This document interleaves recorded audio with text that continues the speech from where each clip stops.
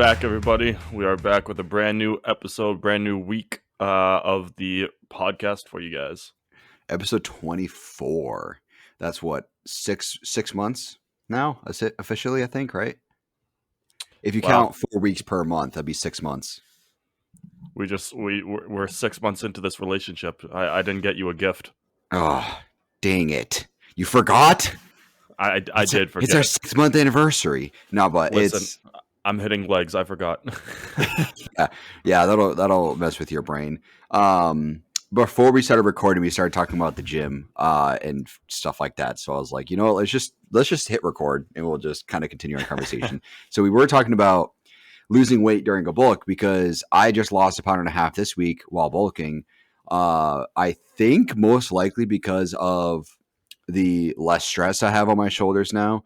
But I'm not sure. And then you were mentioning, 4 pounds you lost in 1 week or something because. Yeah, I was down 4 in just 1 week because I've missed the diet plan consistently. I mean, I hit 2 or 3 of the meals, but out of the 5 meals, I was under the majority every single day, and I dropped 4 pounds that week. But yeah, I also only hit the gym 3 times it was either 2 or 3 times that week. And I drink a lot of my water intake comes from when I'm at the gym because I have a gallon jug with me. So yeah. See, what I was saying was that the common misconception when it comes to losing water weight is you actually want to drink more water than drinking less. I mean, when it comes to like prepping for a show, there's a whole different strategy. What you want to do is, everybody's a little bit different, but typically what you do is you overload on your water in the beginning of the week, and then you slowly taper off while also taking diuretics. So what that's going to do is going to kind of kick your body's basically water expelling into overdrive. And then when you're at the point where you're drinking almost no water during the day to deplete yourself of water, you're still peeing like crazy because your body's used to expelling so much. So you're kind of flushing out all the water that's sitting within like your fat cells and muscles and stuff like that. So that's what depleting your water is. But if you're not trying to get ready for a show and you just want to lose some water weight, you actually want to do the opposite. You want to drink more. You want to drink more than usual to really ramp up your system's water expulsion. You don't want to drink less because when you drink less, your body does the opposite. It holds on to the water for longer and makes it harder to lose the water. So it is a little common misconception that a lot of people think is that if you want to lose water weight, you just stop drinking water, and it's not really how it is. I get the thinking behind it, but I mean, it could have been water weight. 100% could have been water weight. I'm just saying that typically what ends up happening is if you drink less water, you hold on to it. So I think the difference though is that I'm talking about a very, very short period of time, 1 week, and the overall loss of weight using that water method would be long term. So I think that's more so where I'm. Well, it might have been. I know I was at the gym at some point, but it was only 2 or 3 times that week. Okay. Instead of the normal 4. So yeah. And that's where I drink most of my water. So Yeah. I just gotta get back on the horse. I mean, this past week has been great in terms of sticking to the diet and hitting my water count and everything. So back in it now. Yeah. There's I had a situation this week, Wednesday, where I ate some bad food. Long story short, tried to bite at something, ended up being not very good for my system, and my wife experienced the same thing. So it really kind of humbles you. It's like, wow, okay, like I just ate some bad food from somewhere, and I'm never gonna go off plan remotely ever again. It got me motivated again because I felt like shit. I felt nauseous all night. Plus, I was stressing out. I had to make a decision on a job offer. So I was stressing out, losing sleep, felt nauseous. And then like I felt nauseous the entire next day. So I think that's kind of like what played a role into losing some weight this week. But the thing was that when I weighed myself yesterday, so my weigh-ins are on Saturdays. When I weighed myself yesterday, it was like the weight I was kind of expecting. Like I didn't lose any weight. I didn't gain any weight. But then today I was down 1.5 pounds. So I'm like, what the hell is going on? This is very weird. But I don't know. So I lost a pound and a half between today and yesterday. So I don't think it was because of my nausea from Thursday and Wednesday. So it could just be stress. I'm not sure, but I lost it in a day. Yeah, I'd certainly equate that to stress and anxiety. That's probably where Yeah. it's being taken out of. Yeah, it has been very stressed, and my schedule's been changing a lot lately. So I think that's probably what it was. I don't 100% know. It's just speculation, really. But I think it was probably that. Yeah. So, but we're good. In terms of other updates, though, have you seen what Liver King's doing? No, I haven't. What's he been up to? Liver King is so you know how there's things called like born again virgins and whatnot. Oh God, is he born again natty now or something? He calls himself Natty Liver King, No and way. so he said he posts everything to either his Snapchat or one of his other sites, but he said his last dosage was January 2nd, and that he's been natural ever since. And he posted a physique, he posted his physique update every single day for that week following, and there's literally no changes at all because he's 1 week off of his last dose, and he's like, natural Liver King, see, it's possible. Oh my God, he's trolling. He's fucking around. There's no way he's serious. There's no way. Anybody who knows anything about the human body knows all that's bullshit. Let me see if he's blood testing. I mean, it wouldn't even matter. Like, because in order to have okay, so here's the thing. Like, when you're hopping off gear, even TRT, it's going to take 6 to 8 weeks at least with a decent PCT, which is post-cycle therapy, decent PCT for 6 to 8 weeks for you to go back to essentially natural levels and natural production of your hormones. So he's like just now really kind of hitting where he should be hitting as far as natural production goes.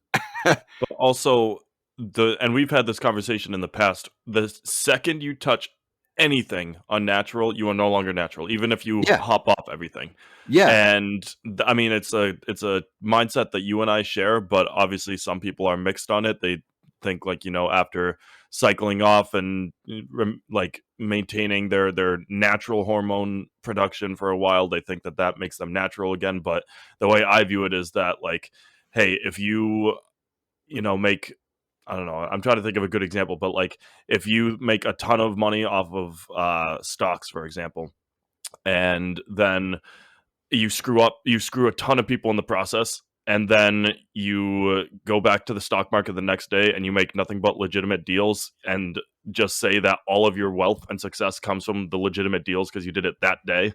That's how I view that. Like, you can't go back to being natural if you touch anything. Yeah, it's like, you know what it is you're a convicted felon. There's no, like, once you're convicted, you're convicted. You know what I mean? It's like once you're in prison, that's a part of you the rest of your life. Like, that's never going to go away. That's how it is. Like, the second you take shit, it never goes away. It's like your body will never go back to normal in a sense. Like, you can go pretty much back to normal, but it's never going to be this degree that you were originally. Your body's not going to be producing it as efficiently as it was. You can get back to, like, good, probably 90-95% of what it was, but you'll never go back to being fully natural. That's why, you and I are like, I really preach it. Like, you really got to be sure you want to start taking stuff if you're going to take anything, and obviously proper guidance, but like, it's just such horseshit. It's like, for me, in order for me to be like, okay, you don't really have much drugs affecting your look, you'd have to be off for like at least 2 years, I think. Because like 2 years, a lot of like anything that you gain from anabolics could definitely fall off. And I'm talking about like not on anything, even TRT. TRT, you can still hold anabolic, status essentially, especially if you're doing like 150 mgs or more as far as test goes. So if you're completely off everything, not taking a single thing for 2 years, I'd be like, okay, I wouldn't really attribute your look to all of your look to drugs necessarily, because you've been off it for so long. But anything less than 2 years is like you've still held on to a decent amount of what you had. But yeah, well, listen, man, Liver King's natty. I don't know what to tell you. He's natty now, clearly. I mean, all the gains he made is clearly natty because he's natty now. He's totally fucking around. He's either fucking It's around or he it's thinks like, his followers are complete actual imbeciles. I mean, they are, because if you're still behind His Liver true King followers. after the primals. Yeah, the people um, who actually like enjoy his content and support him. yeah, like, don't get me wrong, there are, like, I have enjoyed some videos of his, not Yeah, many, but some, and that goes for like every person. And yeah, the way I view it is, what I'm thinking about his character is, I view it like Andrew Tate, because like, and I think we've talked about this too. Like, there's no way that's like his actual person, you know. Like, yeah. It's a so character. so they, and so that's where I'm trying to draw the line with Liver King, trying to figure out where the character begins and ends, where the actual, Yeah. I think what Brian Johnson's his name, where that begins and ends too. So Yeah, he's a character. It's like 50 Cent. 50 Cent is a character. He talks about that. I forget his I actual can't hear name, but anything. you can't hear me? Is that your volume? There we go. I can You hear got stuff me? again. Yeah. Okay. All right, cool. Um it's like 50 Cent. 50 Cent's a character. He was being interviewed on a talk show not too long ago, and they were asking about that. They're like, "What's the difference between 50 Cent?" Let me look up his actual name. I always forget his actual name. I don't think I've ever known his actual Is it name. Jim Spellman? Curtis Jackson. Sorry, Curtis Jackson. Curtis Jackson. So I think he was on Jimmy Kimmel, and he was like, "What's the difference between 50 Cent and Curtis Jackson?" And he's like, "Curtis Jackson is my grandmother's baby boy." And he's like smiling. He's like, "Is my grandmother's baby boy. I love my grandma, and that's who Curtis Jackson is." And he goes, "Okay, who's 50 Cent?" And then he gives him like this mean mug face. And like that's a character. He plays a character when he's 50 Cent. And that's Liver King. There's Liver King and there's Brian Johnson. So Yeah. like you're saying, like there's definitely a character. There's gotta be. And like he talks about how he doesn't shower and shit, and like he suns his balls. I'm like, there's no way, bro. Like it's got to be a character when he says shit like that. Same with Hey like man, Andrew Tate. wanna come over and sun our balls together? Yeah, like there's no. I can understand tanning naked. I can understand that, but like specifically pointing your ass to the sun and like, yeah, get the underside of my balls, please. I'm gonna stretch them out so I don't get the wrinkles in there. Yeah, no. And like, there's a joke about like, I'm not even gonna go there. Never mind. It's too much. It's about him not showering and this stuff going on with his genitals because of it. But Which, and that has to be a character. Like, that has to be, just for the character too. Like, it's got to be. he has to shower because he has a wife and kids. There's no way the wife and kids stay if he's not showering. Like, if you, I feel like everybody's experienced it at least once. You have truly smelly people will ruin your fucking day. It's so bad. I've worked with smelly people at a long time ago. It hasn't been for a while, but a long time ago, I worked with a smelly person, and it fucking wrecks your day. And just to have someone like that living hypothetically in the same house as you wouldn't be able Yeah. to sleep next to them. You wouldn't be able to, like, it's putrid. You can smell them Oh coming yeah. from a mile away. So And then the smell stays once they leave too. yes, it lingers for a while. Yeah. As a teacher, I get this every single day. Yeah, it's rough. So like to be like, oh, I don't shower. It's like, dude, there's no shot. There is no shot. And then oh, use deodorant. Blah, blah, blah. It's like, dude, no shot. First of all, your beard looks fucking terrible. I hate his beard. Hate it. Hate it so I much. hate his hair. I don't mind his hair so much. It's gross. It's not. It doesn't look healthy, but I don't mind it so much. His beard is just what drives me nuts. It's the shape of it. It's like a triangle kind of thing going Yeah. on. Kind of And he has the points really out long here. part down at the bottom. Yeah, it's like long and comes to a point. Like, if you could grow it long enough, it'll come to a point, but like it's the points on the sides that drive me nuts. And like it's just so long on the side. Like whether or not you take care of your beard is based off the length of the side of your beard, not the length of the bottom of your beard. So he just really doesn't do anything for it. He doesn't trim it, nothing. And that it just drives me nuts. But it kind of makes me worried for him. It also makes me worried for his followers if they truly believe him. It's fucking dangerous if they truly believe him. Well, there's no one dumber in the gym world than a primal. So Yeah, the 9 ancestral tenants. It's been a while since I've heard his name. Nobody's been Yeah, I talking know, about him. and we did like a half episode just dedicated to roasting him, but I Yeah, saw this the other day and I had to bring it up. yeah, that's wild. Thanks for bringing it up. I had no idea that was going on. That Yep, pisses me he's off. natural. Oh god. Yeah, I stopped following him really. On a side note, not that many people know, he's kind of on the niche side. Leo Longevity passed away about a month ago. I wasn't really so it's Leo and Longevity. He's a YouTuber who talks about like anabolics and different protocols, stuff like that, nicotine, whatever, buying drugs. Like he had a podcast, and so he had a following. He had 128K followers on Instagram, or not Instagram, sorry, YouTube. And it really hit me that he was a very impactful individual to the community, because more plates more dates is, I've been following him for years now, and he hasn't posted in like a month, which is not abnormal for him, but like he hasn't posted like new content in a month. Like sometimes he'll post like clips from like a podcast or something you could tell was recorded like months ago, but he posted a video, I think it was yesterday or the day before, and like you could tell he's been crying, and like he's just been going through some shit, especially since Mm. Leo died. And I'm like, wow, I did not realize how much of an effect this guy had on the community.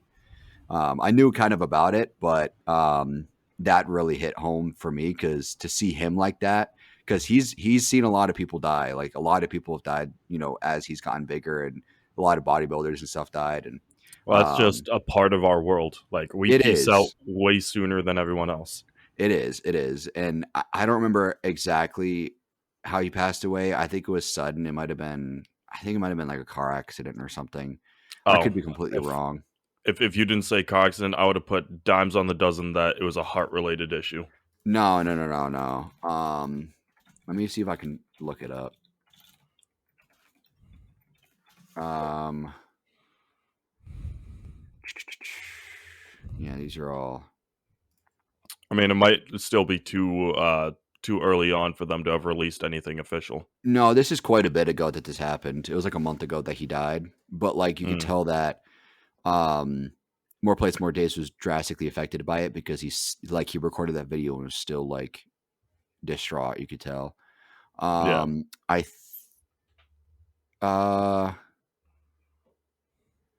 let me see.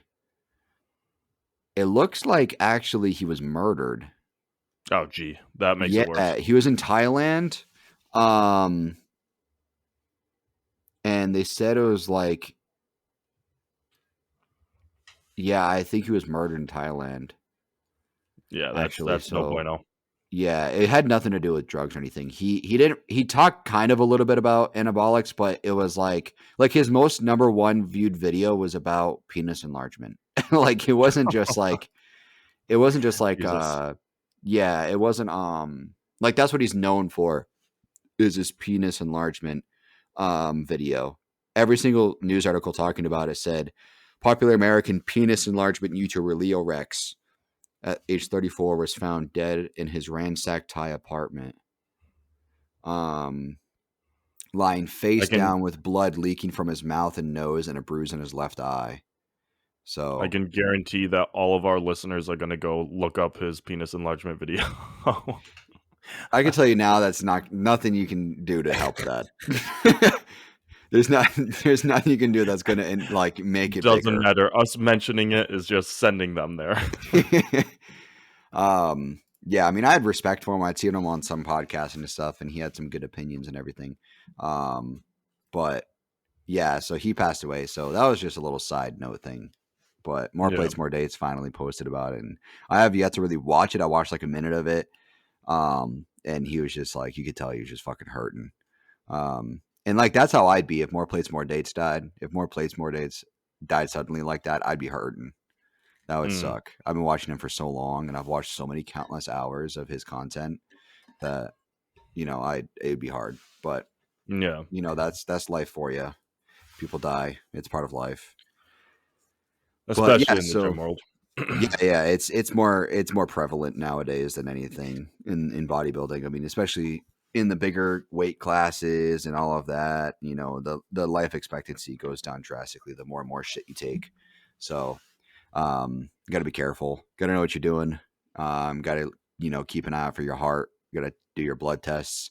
Do your Which cardio. actually, yeah, do your cardio, stay on top of your cardiovascular system. Which actually, after getting my blood work done, middle of December, finding out I had high prolactin, I started my cabergoline a couple weeks ago, and it's like really fully in my system now. Super easy to take. I have to take the liquid form. Pill is technically more reliable, but I take the liquid form, and I take 2.25 milligrams every 2 times a week, so it's half a milligram a week, and that has drastically changed my biggest side effect, which is gynecomastia, which I'm pretty open about. It's my one side effect really to everything. Slight hair loss, but that kind of comes with my genetics. It's not I really was gonna just because say of you were anabolics. you were doomed to have no Yeah, hair. yeah. So that's just genetics, but gyno I never had as from puberty. It kind of became prevalent with anabolics, and like the cabergoline literally made it go away. Like it's like not even there anymore. It's the weirdest thing. Like it's like I got surgery, but I didn't, and it's literally changed the way I look at my physique. Because I've always been so self conscious about it, and all like half the photos I take in the gym are useless because it's all I can see.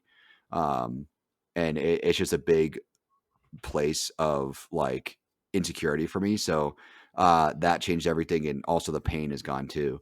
It's not like a consistent pain, but like if you put pressure, it's like a very rough bruise, is what it's like. Yeah. Um, it's really, really sore if you press onto it, and it sucks with dogs. Especially my one of my dogs is very cuddly, and she gets on top of me all the time, and she'll step directly on it, and it fucking kills. But like it's gone, completely gone. So Right. Good for sometimes you. just getting, yeah, I'm happy about it. And so sometimes just getting your blood work and finding out something's off and fixing it will change everything. And that's what happened to me. And it was just that's exactly what changed my entire system, and it was the reason for my gyno issues. I was on TRT and I was having gyno issues, and I was like, "There's no way my estrogen is so high on TRT that I have gyno issues."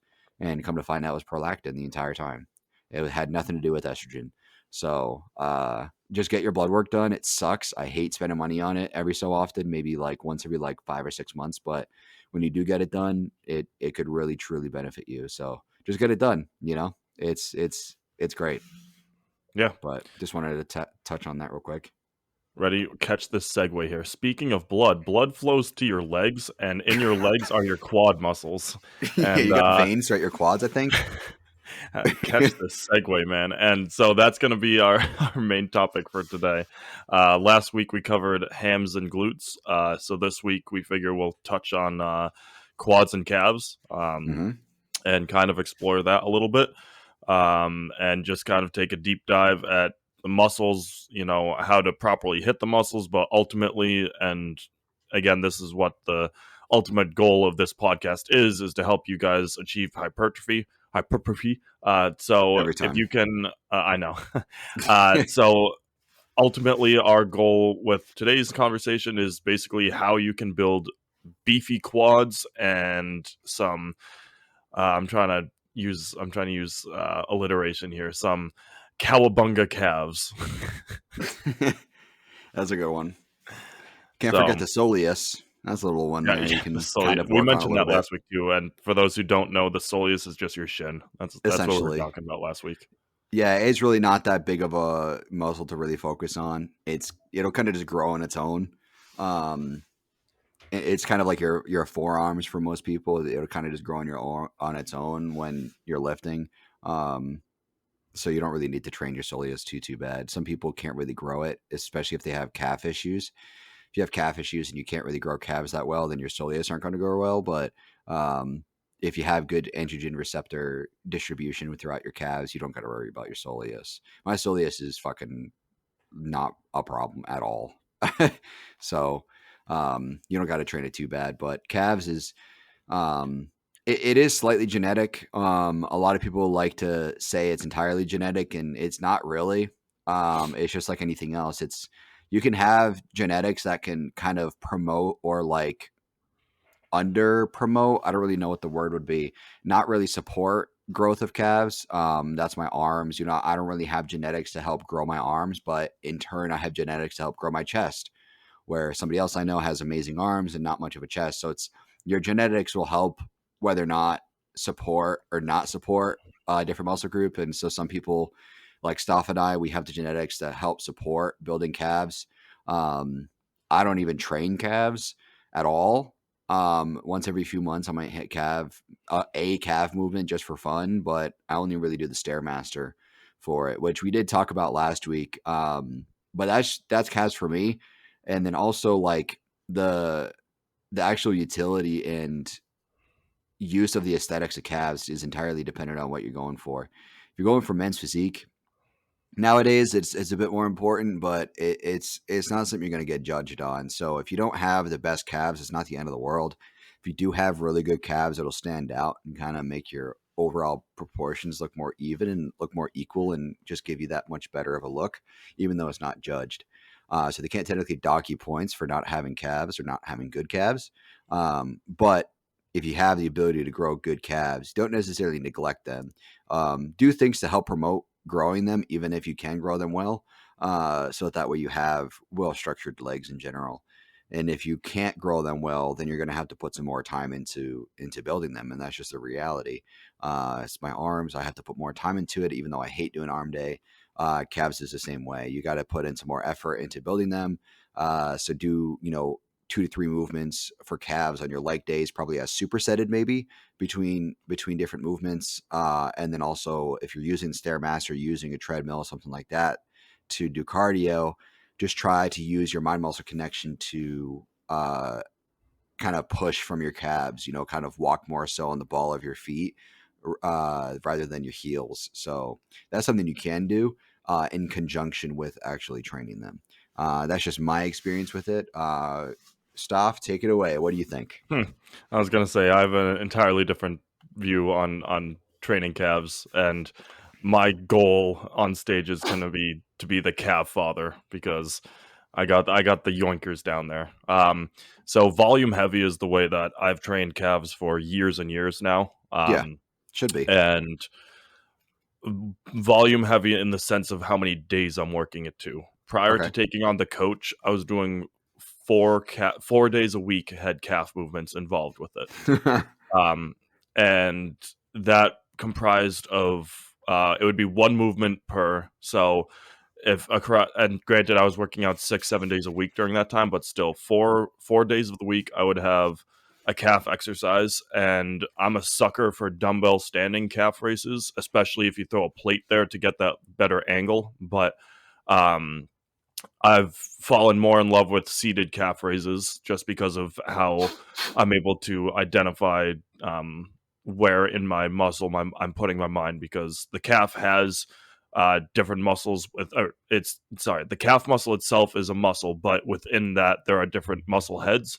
You have, if you want to think of it just in the most basic way possible, you have an outside calf muscle, you have an inside calf muscle, and then back on the back end of your calf, you have, so it's 3 that you work. No, I'm wrong. 2. There's 2. I'm I was dumb. going to say, I think it's too. Yeah, there's 2. It's the outside and then the inside, but you can train that by angling your toes. So, for example, if you want to hit the really inside of your calf muscle, you aim your toes outwards, and you basically almost do a crab position if you were crab squatting or something like that. Um, and then if you want a heavy focus on the inside, or sorry, the outside, then you would angle your toes inwards. And of course, you can compound that with just straightforward for how you position your toes. But the way that I was handling it prior to taking on my coach, when I was doing everything myself, is that I would do 3 sets of calf raises. And again, I was doing a lot of dumbbell calf raises with a plate on the ground to give myself a little bit of an incline. But you can do this just regular calf raises, body weight if that's where you're at, seated calf raises, standing calf raises, anything like that. And essentially, I do 1 set of my toes facing just straight forward. then I'll angle them outwards, do one set that way, angle them inwards, do one set that way, and then end with a fourth set of them straightforward as well. And that kind of high volume work, not just in, and I should preface that you're going for 15 to 20 reps of those as well. You're not doing like an 8 to 10 like standard set. You're doing a heavy volume set on them. And doing that across 4 days just blossomed my calves. I mean, that's like the one thing that I know I have size on, and it's it's honestly a little disproportionate right now, which is why we're focusing on the other muscle groups, especially the like what we're going to talk about, the quads. My coach and I are really focusing on that instead, but that high volume training across your week, personally, that showed the gains for me. And again, we're talking anecdotally right now because a lot of people say, "Oh, calves are genetics," but if you truly put in the work, it's just like any other muscle group. You just have to push and really apply yourself. But the problem with calves, and this is ultimately why the problem with training legs in general, is that it's your most used muscle because you're walking around. Unless you're in, I joke about going into the wheelchair Olympia, but if you're walking around, you're using your legs more than anything, and specifically your calves are so tough to train because they already do so much for you throughout the day. So you really kind of have to load on the weight and try and push a lot of reps. It's almost like a mix of high intensity, high volume, just because of how difficult it is to, you know, put added training onto them since you're already walking around all day. That's why there's the meme of gym bros training calves, trying to get big calves, and then the dad who mows the lawn once a month walks into the gym with beefy calves, because dad calves.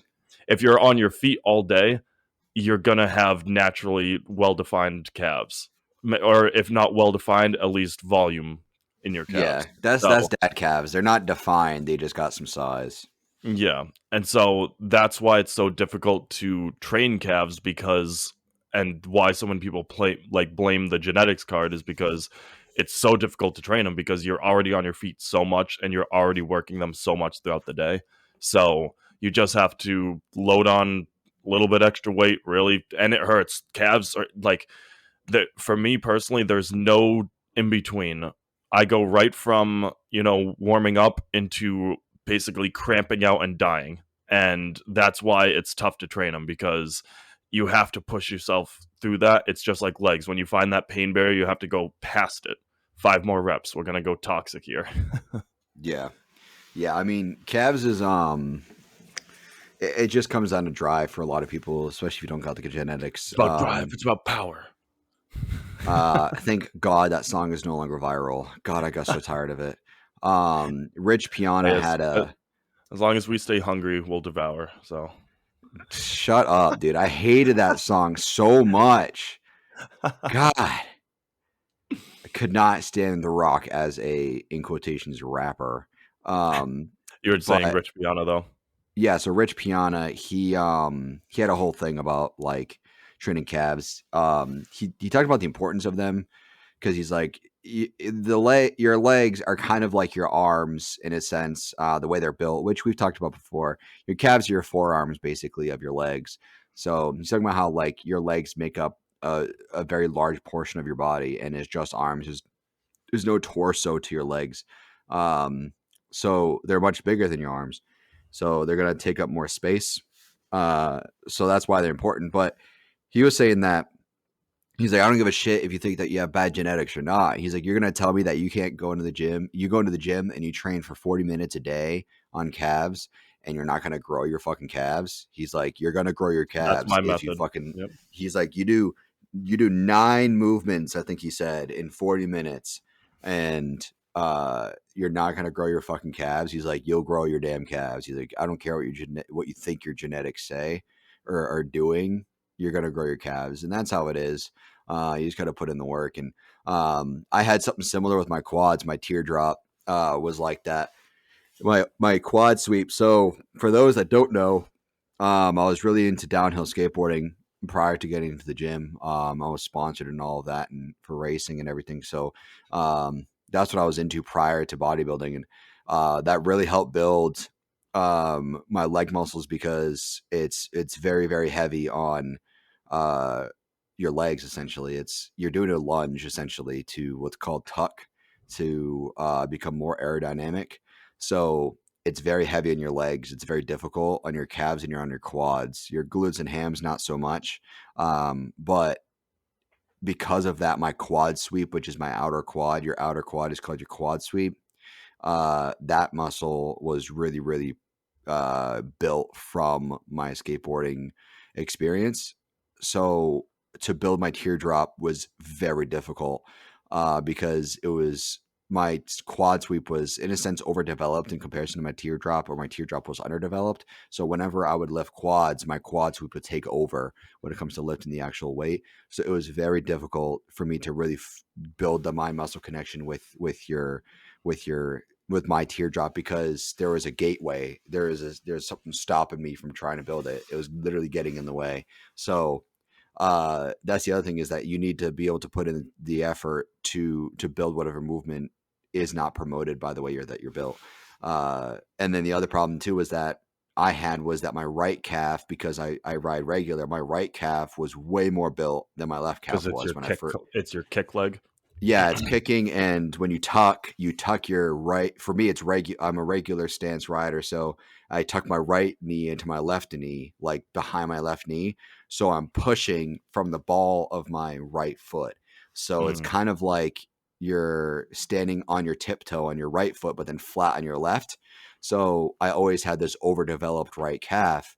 So I had to kind of in the beginning, when I got into the gym and all of that, kind of more balance them out.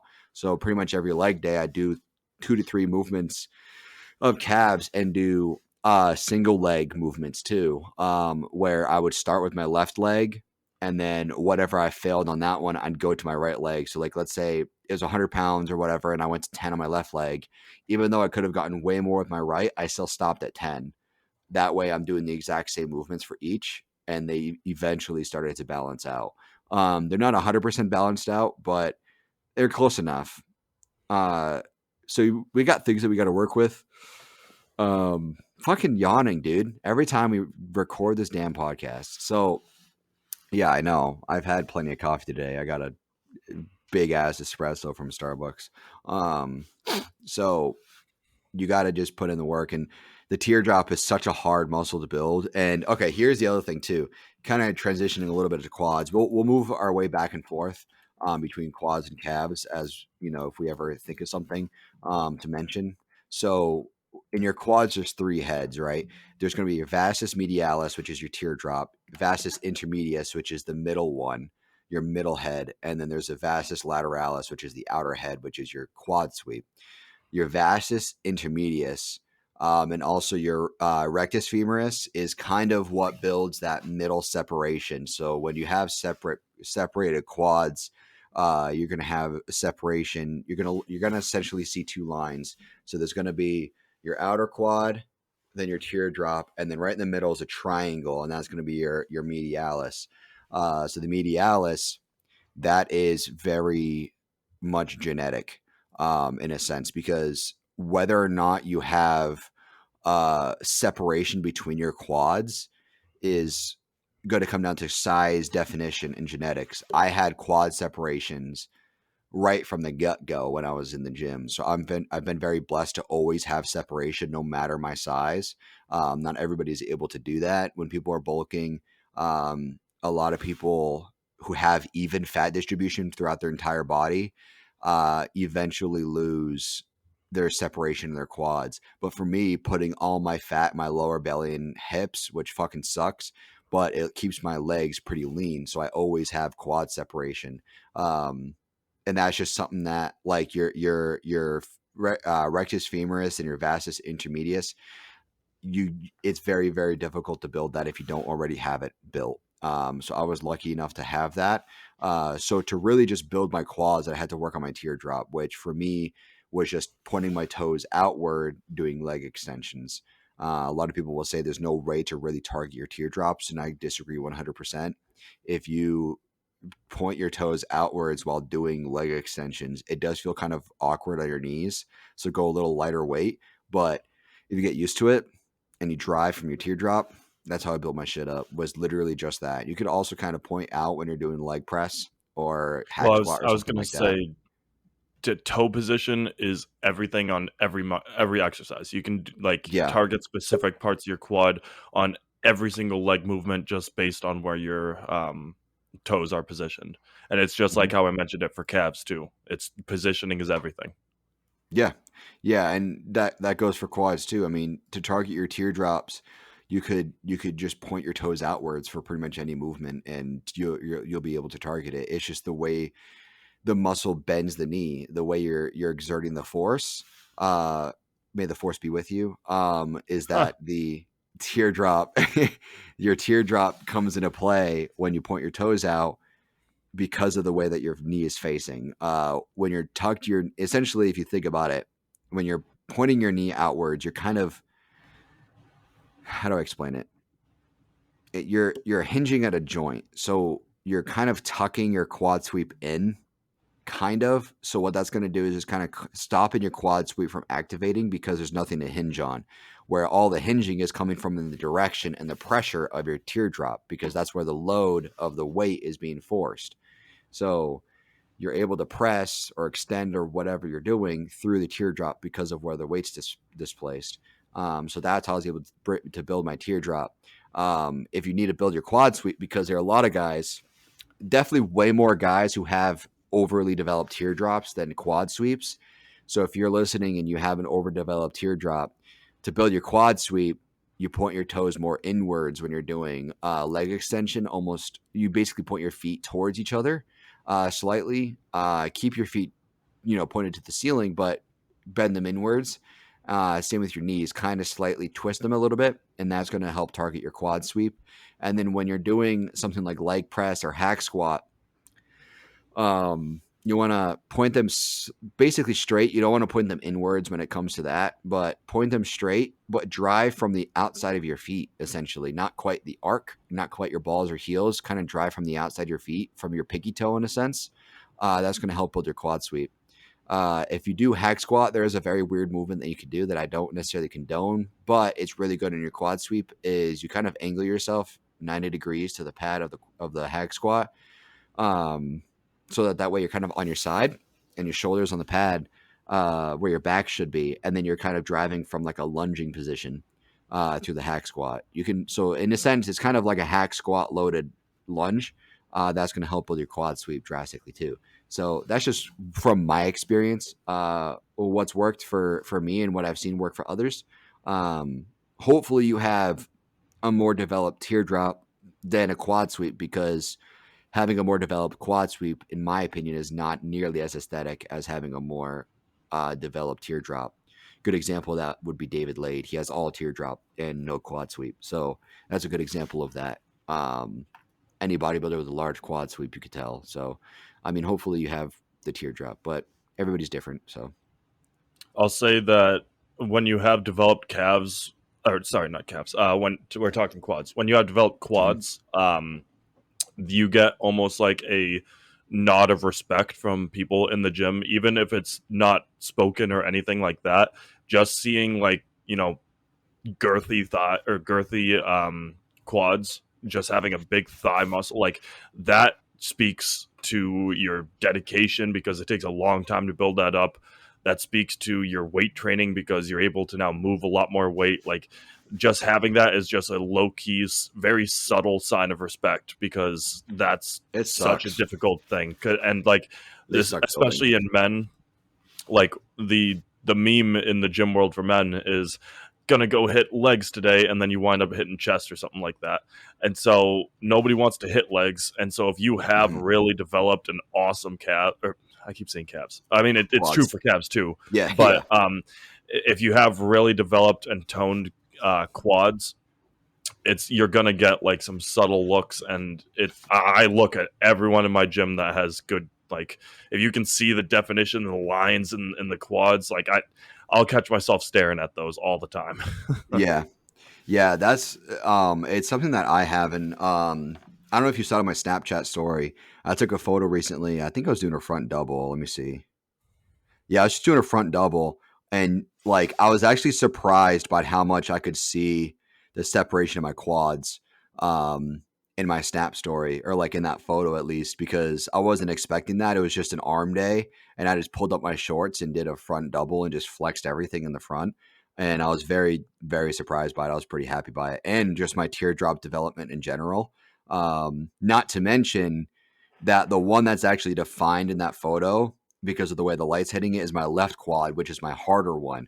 So so this is my problem with my quads is my left one has always been the one with the size. My right one's been the one that's more defined. Not night and day, but it's like to me, it's noticeable. I could tell when I'm looking in the mirror. I'm like, okay, this is not as clear cut, but I can lift heavier with this one, where my right one is much more defined.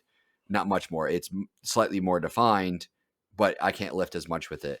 So to see that my left one is very defined in that photo made me really, really happy. I was actually really psyched to see that. But yeah, it takes a lot of effort and it fucking sucks. I hate hitting quads because of how much it burns. I think like the only kind of burn I really like when it comes to legs, I kind of like a glute burn. Like if you're doing like really good like hip thrust machine or something, I kind of like that burn in a way. Not because of the machine, I just mean like the burn itself. It's that's the only burn I don't mind too much, but quad burning is the one that really fucking sucks. Um, so like the gist of like this entire like so to really build your quads, this is the entire episode dumbed down to 3 seconds is destroy your quads with leg extension and hack squat. That's really all you got to do.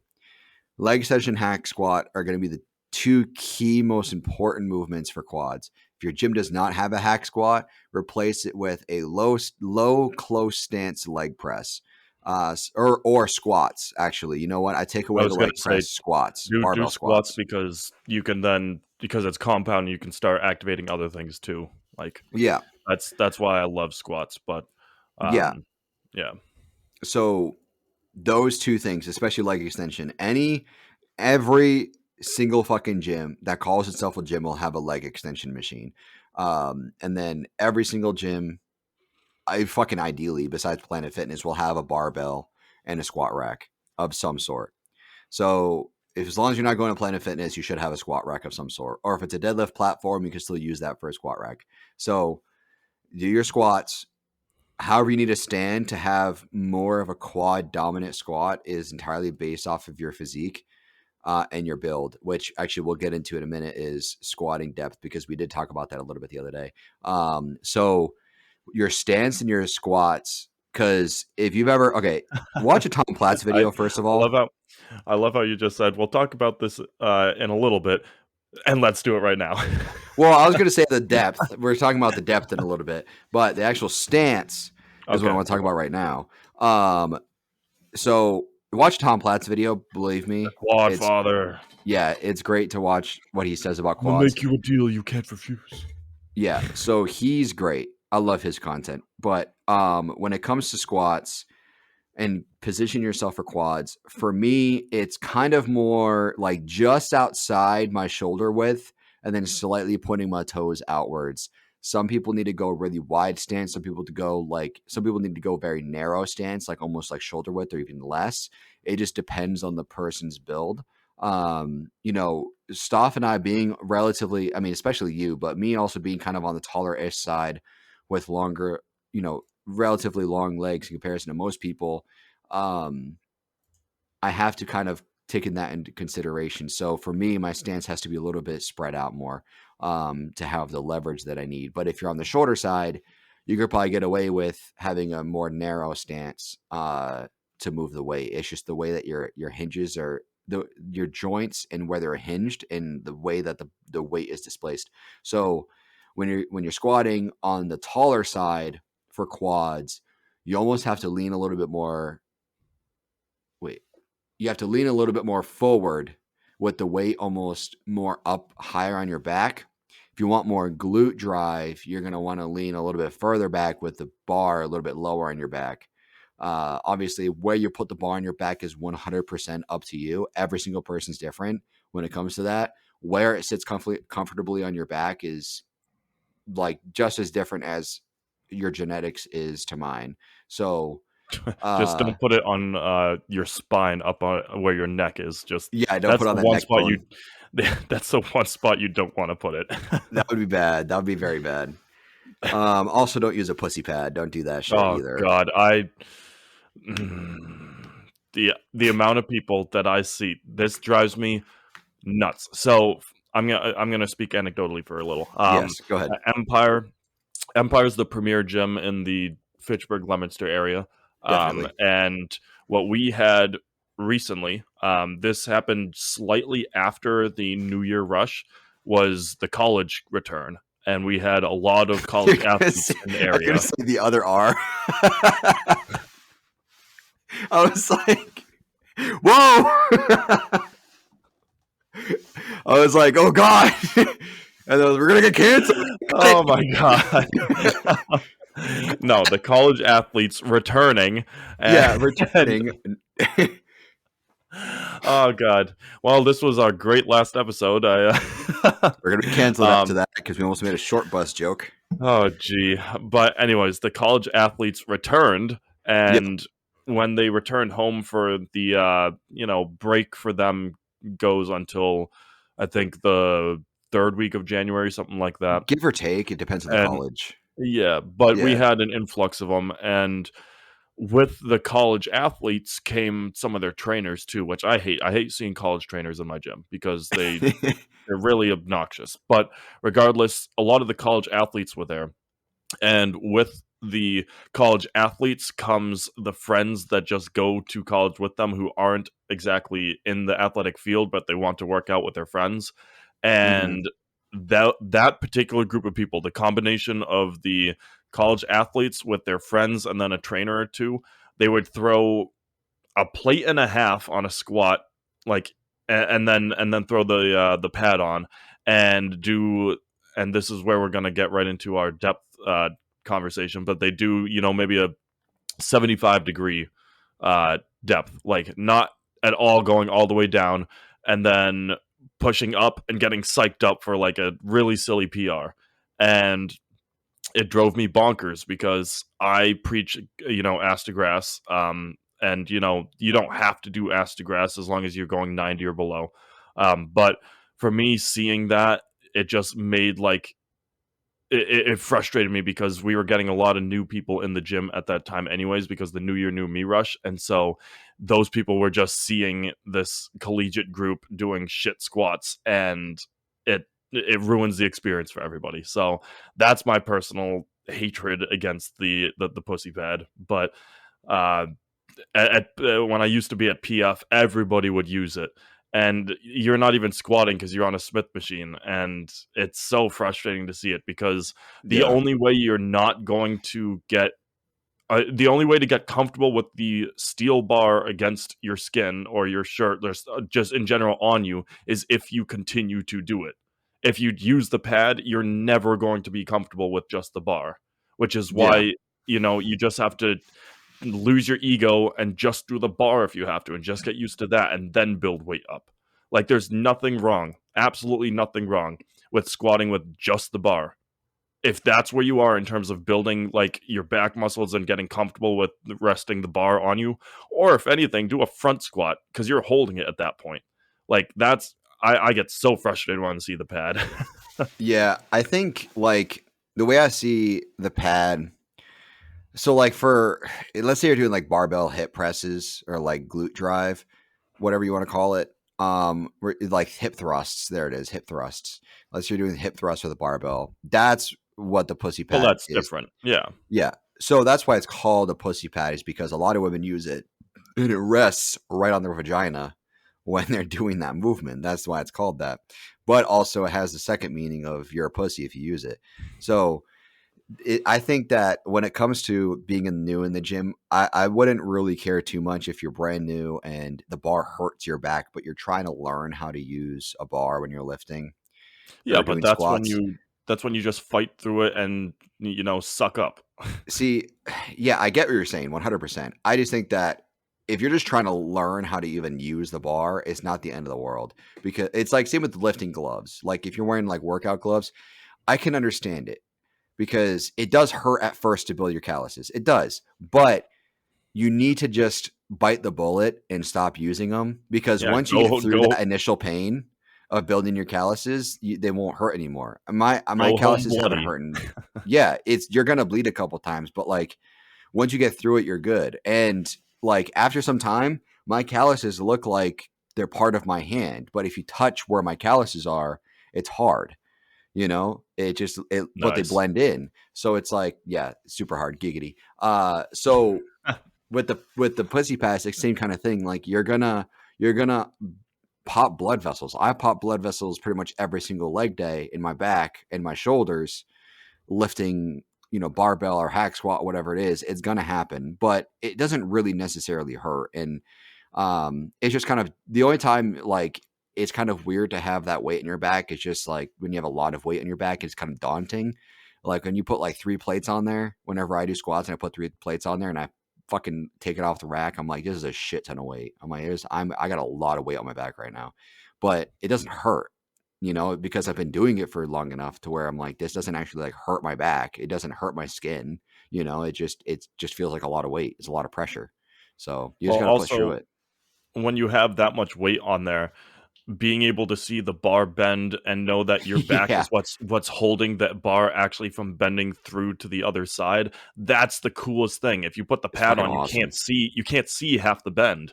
So that's why I personal or another reason why I state like tell people not to do it, because you're not going to see a bar bend when you're, you know, anything south of 2 plates. But once you get 2.5 to 3, that's when the bar can kind of bend a little.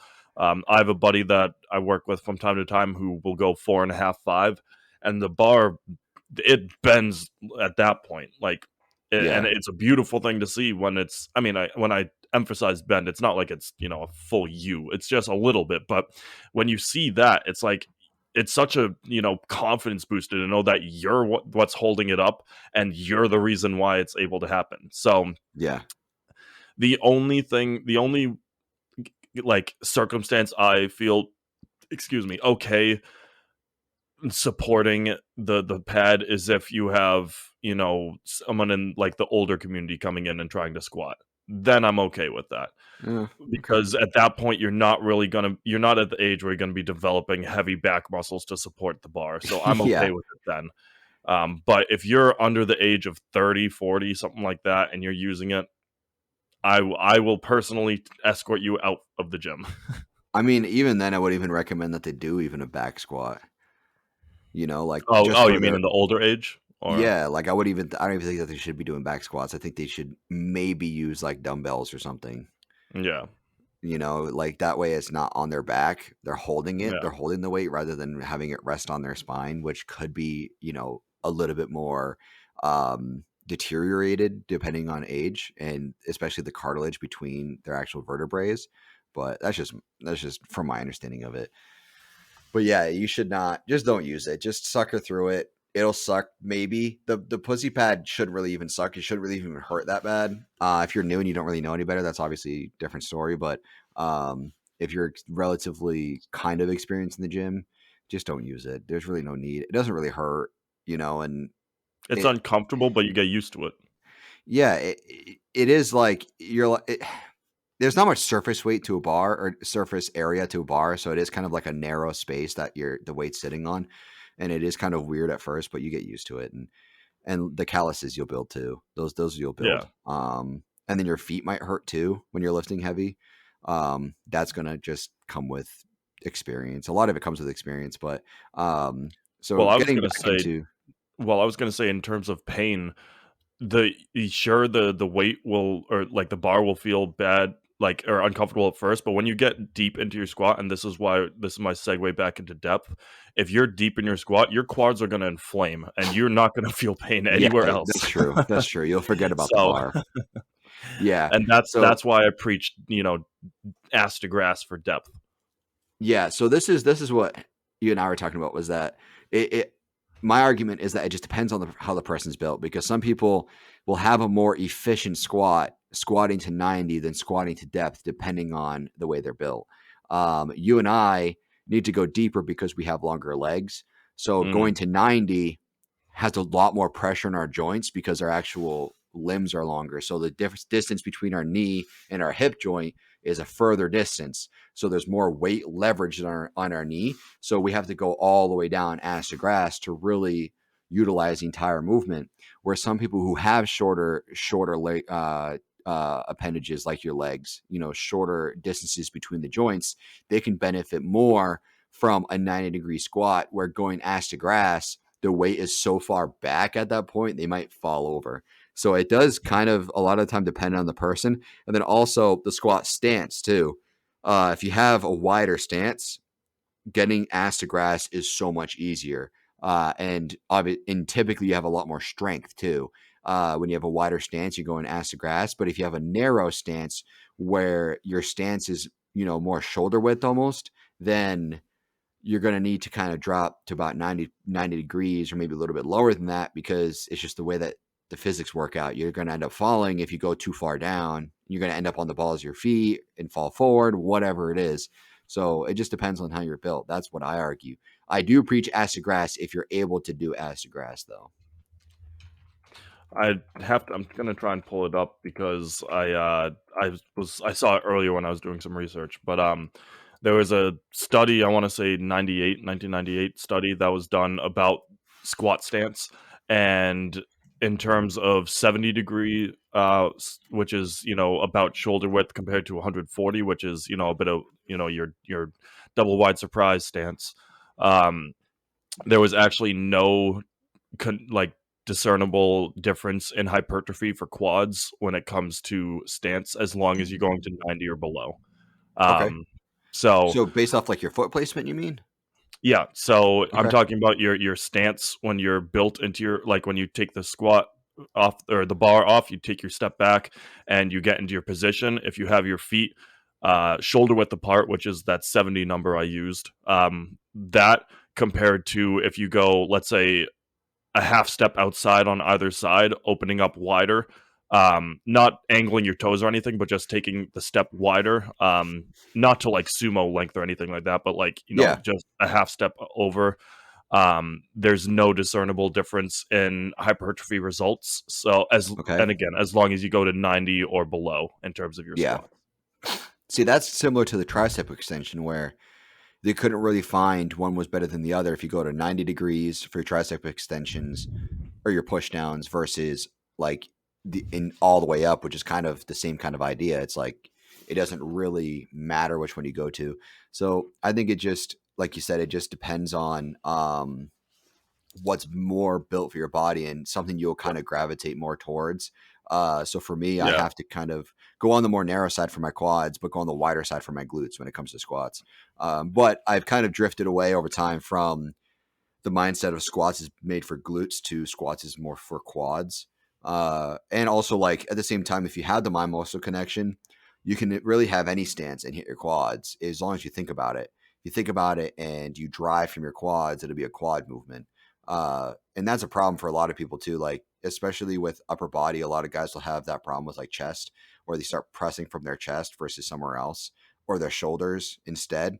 It's just because they have a better mind muscle connection, and they start thinking about it, and all of a sudden they're pressing from it. So if you have the connection with your quads and you want to, like, if you even just think about your quads, you'll be able to start pressing from it. So that's another thing that I kind of took into account when I started doing more squats for quads, which has been interesting, that's for sure. Yeah, and But it's that's a cool just study. like ergonomically, you just have to figure out what works best for you. Because me personally, when I take my squat, like when I take the bar off, I take a step back. I don't even like think about where my foot placement is, because I'm just so naturally inclined to go into. It's a slightly wider, like just barely wider than shoulder width. It's not by any means a wide stance at all. It's just Yeah. slightly. And I also have, just because of how my knees, how fucky my knees are, my left foot, I'll notice, will actually reposition itself throughout a squat. Yeah. So honestly, like your stance, especially utilizing that study, it doesn't matter what stance you use. It matters more about your depth and, like Paul mentioned, where you drive from. Because Yeah. with squats, you can drive from your quads, you can drive from your hamstrings, even you can drive from your glutes. You could combine them and make it, that compound full drive. But at the end of the day, you have to focus on that mind muscle connection when you're in your squat, and then also just focusing on where you're driving from. So that's at the end of the day what matters more. So it's not like when we talk about, I don't think we've talked about it too much yet, but when it comes to deadlifts, that's a whole different story in terms of that, conventional versus sumo, and we'll talk about that in another episode. But in terms of squats, as long as you're not going sumo length of, stance wise here. I've never seen someone sumo squat before, but uh don't do it. There's no reason to do that. I mean, some people I, will I can have see really it. wide stances, but you're gonna kill you. Like you're gonna break something if you try to do something sumo based. I can see a CrossFitter trying to do a sumo squat. Yeah, they also think that kipping pull-ups are efficient too. So I'm not gonna go ahead and take their opinion seriously. Um, yeah, so that's at least how barbell squats would work. For hack squats, it's the same kind of thing. It's depending on foot placement. But what's good about hack squats is that you don't have to worry about the balance of the bar in comparison to barbell squats. So when you're doing hack squats, you could just do a low, close stance placement on the platform and just drive that way. And the other common misconception is that you don't want your knees to go past your toes when you're doing anything leg press or hack squat or something like that. And that's quite the opposite of what you want to do when it comes to quads. You want your knees to go past your toes when you're hitting quads. That's why a low stance in hack squat is how you want to target Yes, your quads. And you're just to discern real quickly, your foot placement matters drastically more when it comes to hack squats compared to yes, regular squats. So yes. when you hear Paul and I talk about it for the next couple minutes, the foot placement is uber important on hack squats. Yep. So every hack squat's different. I've used a million different hack squats, and each one's a little bit different. The way the weight's displaced, the angle of the hack squat's going to change drastically too. The new gym I go to currently has a very high angle hack squat. It's probably like closer to 60 degrees. So for me, the weight is much heavier. So I mean, 2 plates and a quarter on there, I'm fucking dying. But at the gym I was going to previously was more like 40, 45 degrees. So I could rep out 40, 4 plates on that, no problem. So your hack squat's going to vary from gym to gym, and also how this is going to sound ridiculous, but how lubricated the rails are is also going to play a huge role too. Because if the Nice. gym I go to right now is very not really, I wouldn't say underground, but it is hardcore. Every single person I see in there is working hard as shit, and that's why I go there because it's motivating. And like the front desk guy, like has a fucking 6 pack and lifts and wants to compete in classic. Like this is what I'm talking about. This is the kind of gym I need to be fucking going to. So the hack squat, because of that, the equipment's a little grimy. I used the fucking hip press Thursday for leg press. The fucking rack on the machine was bent. Like so, the hip press. Do you guys have a hip press there at Empire at all? Well, I mean, hip thrust. Yeah, we've Okay. got two. We have the oh Christ, it's blue and black. But then there's the other one, which is actually a seatbelt hip thrust, which I Okay. hate. But yes, we have some hip thrust stuff. So a hip press is different. Hip press is kind of like a leg press in a way. But what it does is there's a fulcrum above the machine, and you're driving the weight down here, and it kind of arches up a little bit. So it's a hip press. So you're kind of tucked into the machine, and you drive from your glutes. It's more of a glute driven machine, and also like kind of like your abductors as well, which is the outside of your legs. I always get them mixed up. So Adductors is inside, abductors is outside. yes, I always get them fucking mixed up. So abductors is the outside of your legs. So it's kind of your abductors and your glutes. So that machine, the one at the gym I go to, also the previous gym as well had the same exact machine. It's I think it's by the brand Pendulum, I think. So there's a middle bar that kind of connects up and around. And then on that bar is 2 bars that come off that you put the plates on, and the fucking left side is crooked. So the left side's crooked, so the plates are kind of slightly slipping as you're pressing the weight, but then the right ones never fucking move. They're always pressing into each other because they're going in the opposite direction, but there's a stopper in the way, so you never have to worry about those falling off. So you're Um, questioning your safety the entire time. well, it's never gonna hurt. Like if the weight falls off, it doesn't hit me or anything. It's way off of me, but it's just an example of this kind of gym, and it's awesome. But the hack squat, to continue what I'm saying, the hack squat is not very lubricated. The rails are kind of resistant a little bit, and you can hear it. There's no consistent sound. It has like creaks and groans throughout the movement. So it's heavier in that sense too. But your placement, like you're saying, the foot placement is very important. You don't have to worry about where the bar is on your back because there is no bar. It's just pads. As long as you got the pads on your shoulders, you're good. Obviously, you want even weight distribution on each side of the machine. Is you don't want to put 4 plates on one side and 2 on the other. It's just dumb. That's just going to damage the machine. But your foot placement is very, very important. So my belief, and this is something that I've been preaching for a long time, and this is something that I was taught pretty early on, is when you're doing something quad focused, especially that's more of a pressing movement, you're going to want to point your toes slightly out, just for the actual health of your knees. How far angled out your feet are pointed is entirely dependent on your body. Like I've said, when you point your toes more out, you're going to kind of you're going to have more emphasis on your teardrop, but sometimes some people's knees bend more outwards than others. So what you want to do is you want to point your toes in the direction that your knee bends to get an overall quad movement between your teardrop, your femoris, your lateralis, and your medialis. So you're going to want to point them in the direction your knees are moving. And then you also kind of want you to keep your feet pretty close. You don't want your knees touching either. If your feet aren't touching, your knees aren't touching. So you want to be driving from that. And then the other thing with hack squat is fucking depth, bro. Depth. Hack squat, depth, depth, depth, depth. Don't care how you're built. You fucking get depth. If you're not about to hit the safety or hitting the safety, you're not fucking hitting depth. That's what I was about to say. You want to hear the clang of hitting the safety down at the bottom. Like, yeah. There's no reason to not do it because it's just like taking a less than 90 squat. Like you're losing hypertrophy potential. Range of motion. Yeah. Yeah. It just comes from range of motion. I mean, you don't want to slam the safety. You want to be able to. You want to bounce off the safety. Yeah, you don't want to do that. You don't want to bounce off it. My thing with it is that you want to get as close to the safety as possible without actually touching it. So that way your muscles are entirely leveraged on the weight the entire time. The safety has no role at all. So that's what you want to do when it comes to hack squat is depth all day long.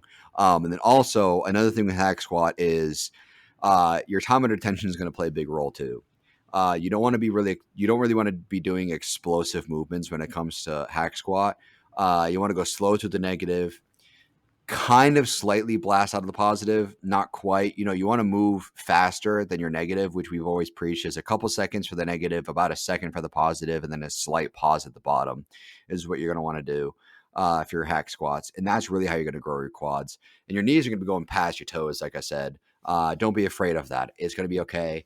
If you have to, on the heavier movements or on the heavier sets, put some knee sleeves on. Buy some knee sleeves that fit your legs based off the measurements. I actually use sleeves for every one of my hack squats just because of how messed my knees are.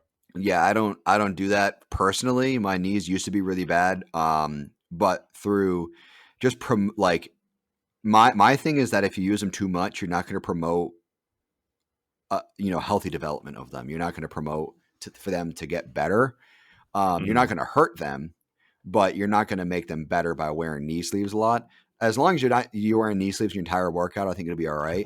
But my thing is that with hack squats, I really only put on knee sleeves for the last maybe my actual 2 working sets. For instance, on this hack squat, I did a plate, and then I think I did 2 plates, but then 2 plates in a quarter and then 2 plates in a 35. Those are the 2 sets that I put my knee sleeves on for. So you might feel it slightly in your knees if you're not using knee sleeves. It's okay. It's not going to be the end of the world. But you want to be driving from your glutes.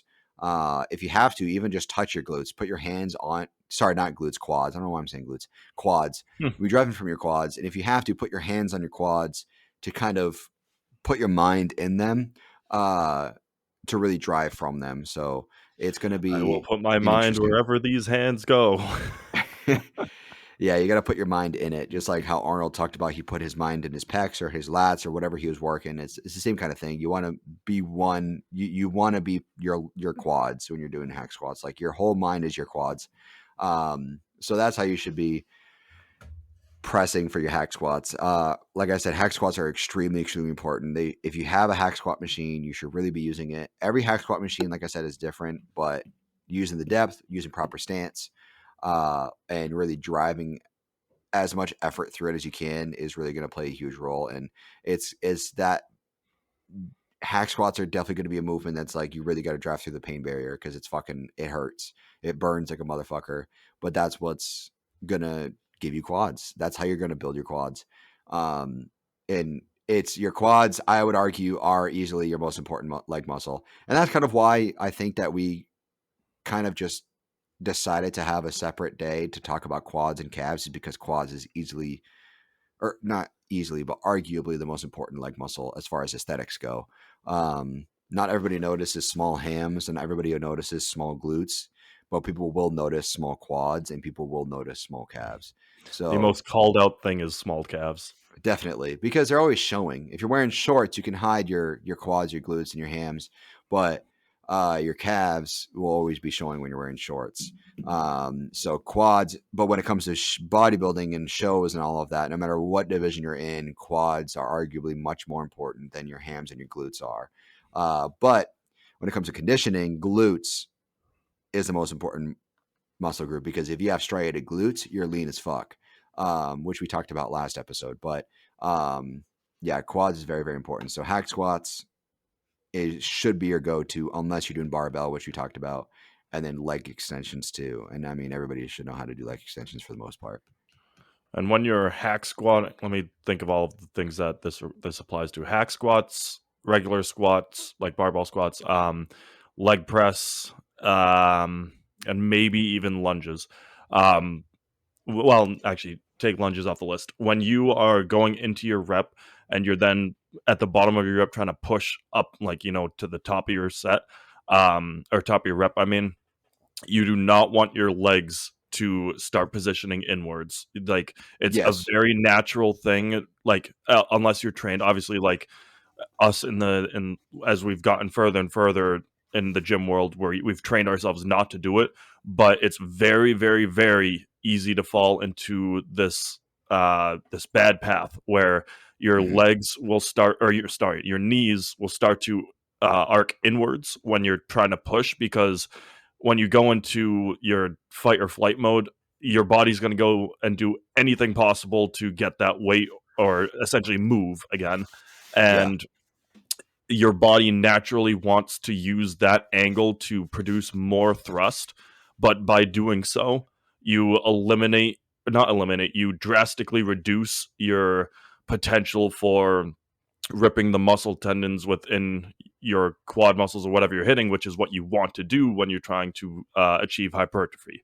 So you really want to, and like, even think about it, like actively say, like, I've had people come over and spot me, not for the weight, but to yell at me if my knees inward bound, like go inwards, like, It's because you called just want bowing, to bowing inwards. there we go. Yep. That's the word. um you just want to avoid it that much, because it takes away so much of your gains if you Mm-hmm. do that.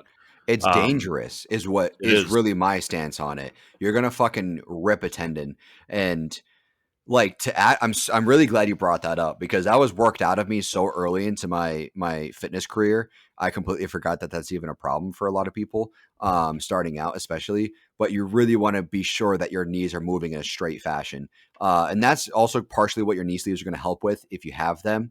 For bodybuilding, I recommend avoiding knee wraps, because with knee sleeves, especially if you're kind of hopping between muscle groups and stuff, you're gonna kind of put them on, take them off, put them on.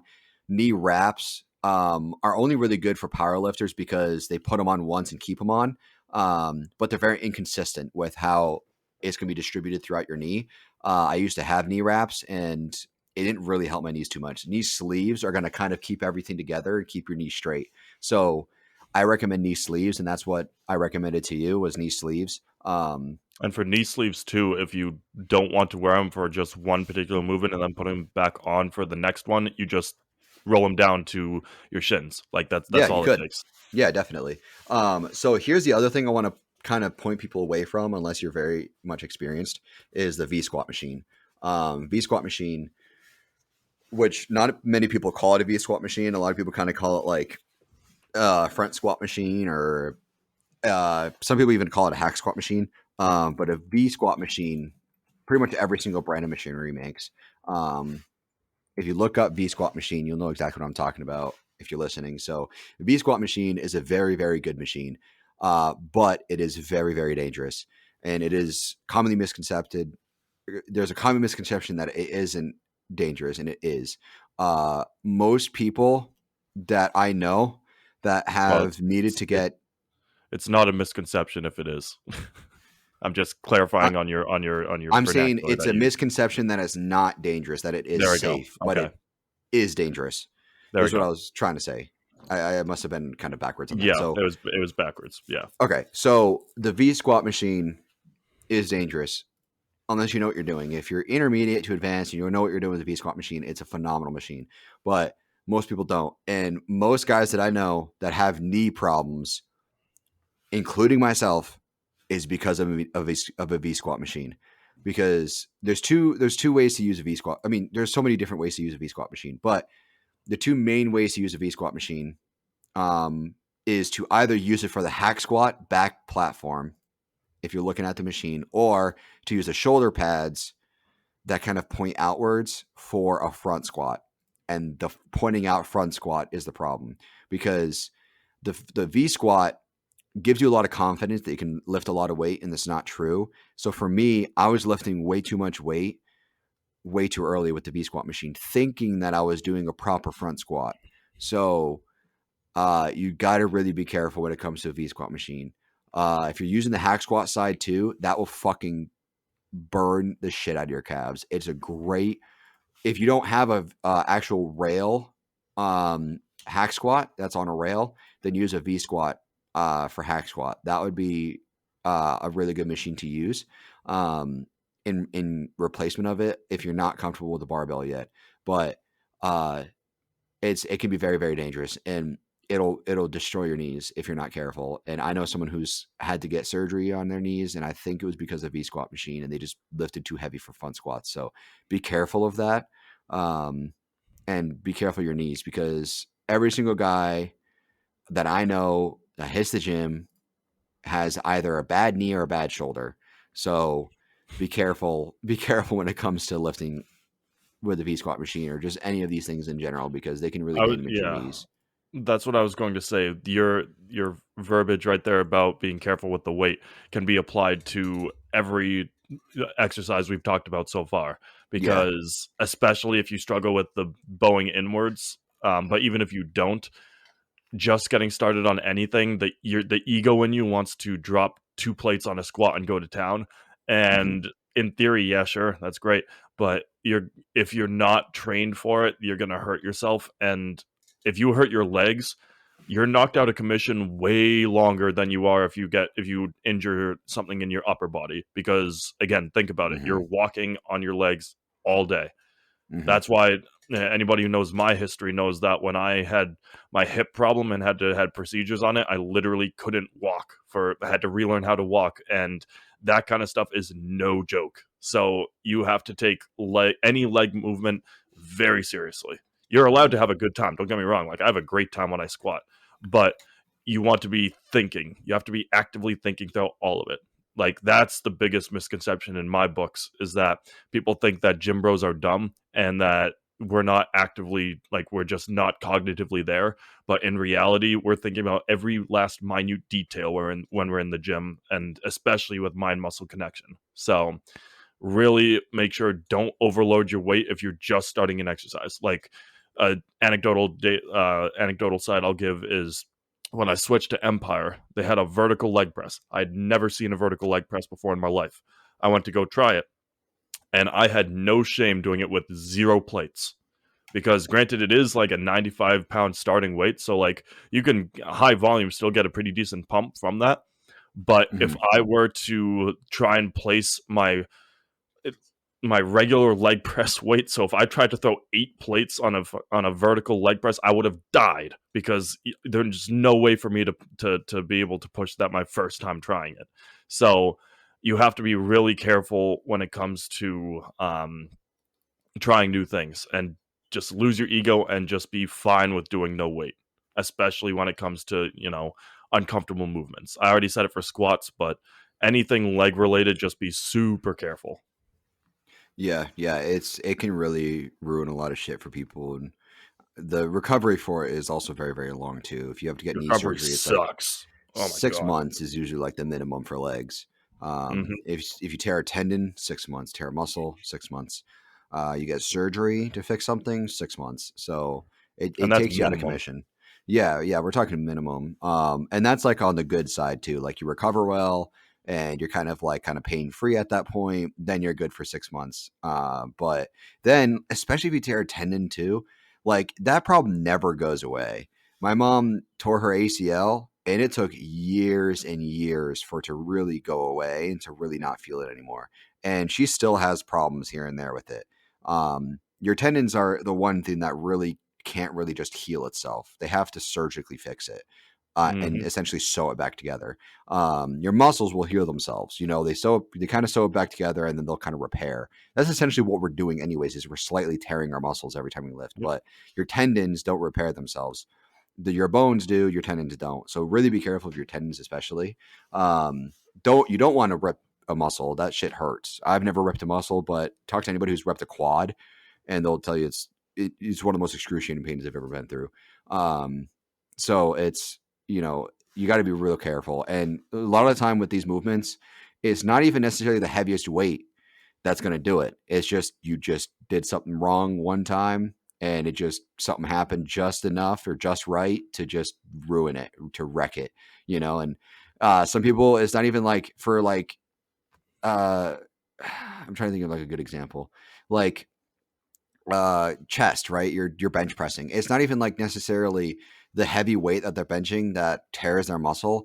It's like if they go overly slow and put way too much pressure on their tendon or something, and that's when you tear it. It's just when you put way too much pressure on something for too long of a period of time. So you got to be careful of that. Tendons are such a bitch to repair and recover through. And your knees are just that's all your knees are. It's just a bunch of fucking tendons and ligaments in there that connect your thighs to your essentially calves. So really be careful of that.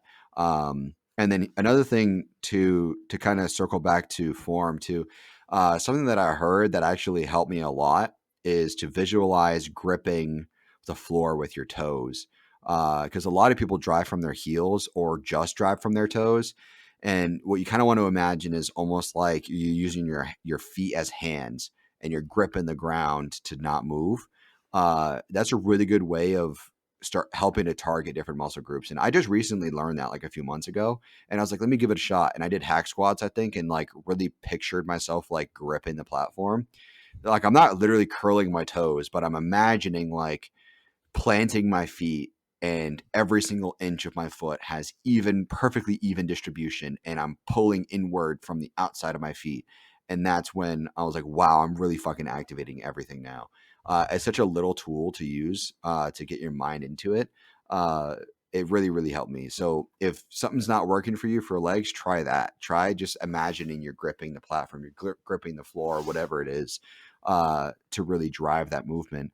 But then the other thing too is this is something I learned right in the beginning that people don't do is when you're doing leg extension, where the weight is being driven is important.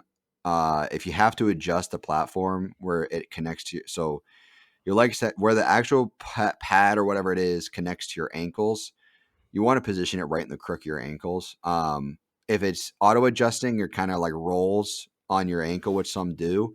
You don't have to worry about it. It'll naturally displace evenly. But if it's, you want to kind of position it right within your ankle. But the thing is you want to point your toes to the ceiling. You want to point them up. You don't want to keep your feet flat. You don't want to keep them relaxed. You want to arch your feet upwards. When you bring your toes towards you, no matter what angle you're pointing your toes in, you want to bring them as close to you as possible. And that's what's really going to help you, drive through your quads. If you kind of just let your feet dangle in a way, you're not going to get as much activation through it. And it could be potentially more dangerous in the case that the pad droops a little bit onto your feet and you're driving from your feet rather than your ankles. But as long as you're pointing your toes towards you or pulling them towards you, it's going to help a lot with quad activation. So something to keep in Well, that's what mind it with does. extension. That That's what it does when you have your toes pointed upwards. You're actively flexing your quad. Like Yeah. that's if you just have your leg extended right now and you lift your toe, your quad literally like it that's how you tense it. So that's what the purpose of having your toes pointed upwards is. Because you're literally just you're getting your quad muscle flexed, and then when it's just like if you were doing any other movement, so think biceps, when you're doing a curl, your biceps are flexed and you are tensing the muscle as it's flexed. And Yep. that's what you want to be doing. And if you don't, excuse me, if you don't have your toes pointed, it's basically dead fish training. You're moving the weight, but it's not actually being applied anywhere. So that's kind of the subtle detail that Paul's referencing right there. Yeah. Yeah. It's just something to keep in mind. Um, just like leg curls, you want to keep your toes pointed still towards you. You don't want to have them dangling. You want to point them straight or nothing like that. And then you want to grip the platform with your toes too.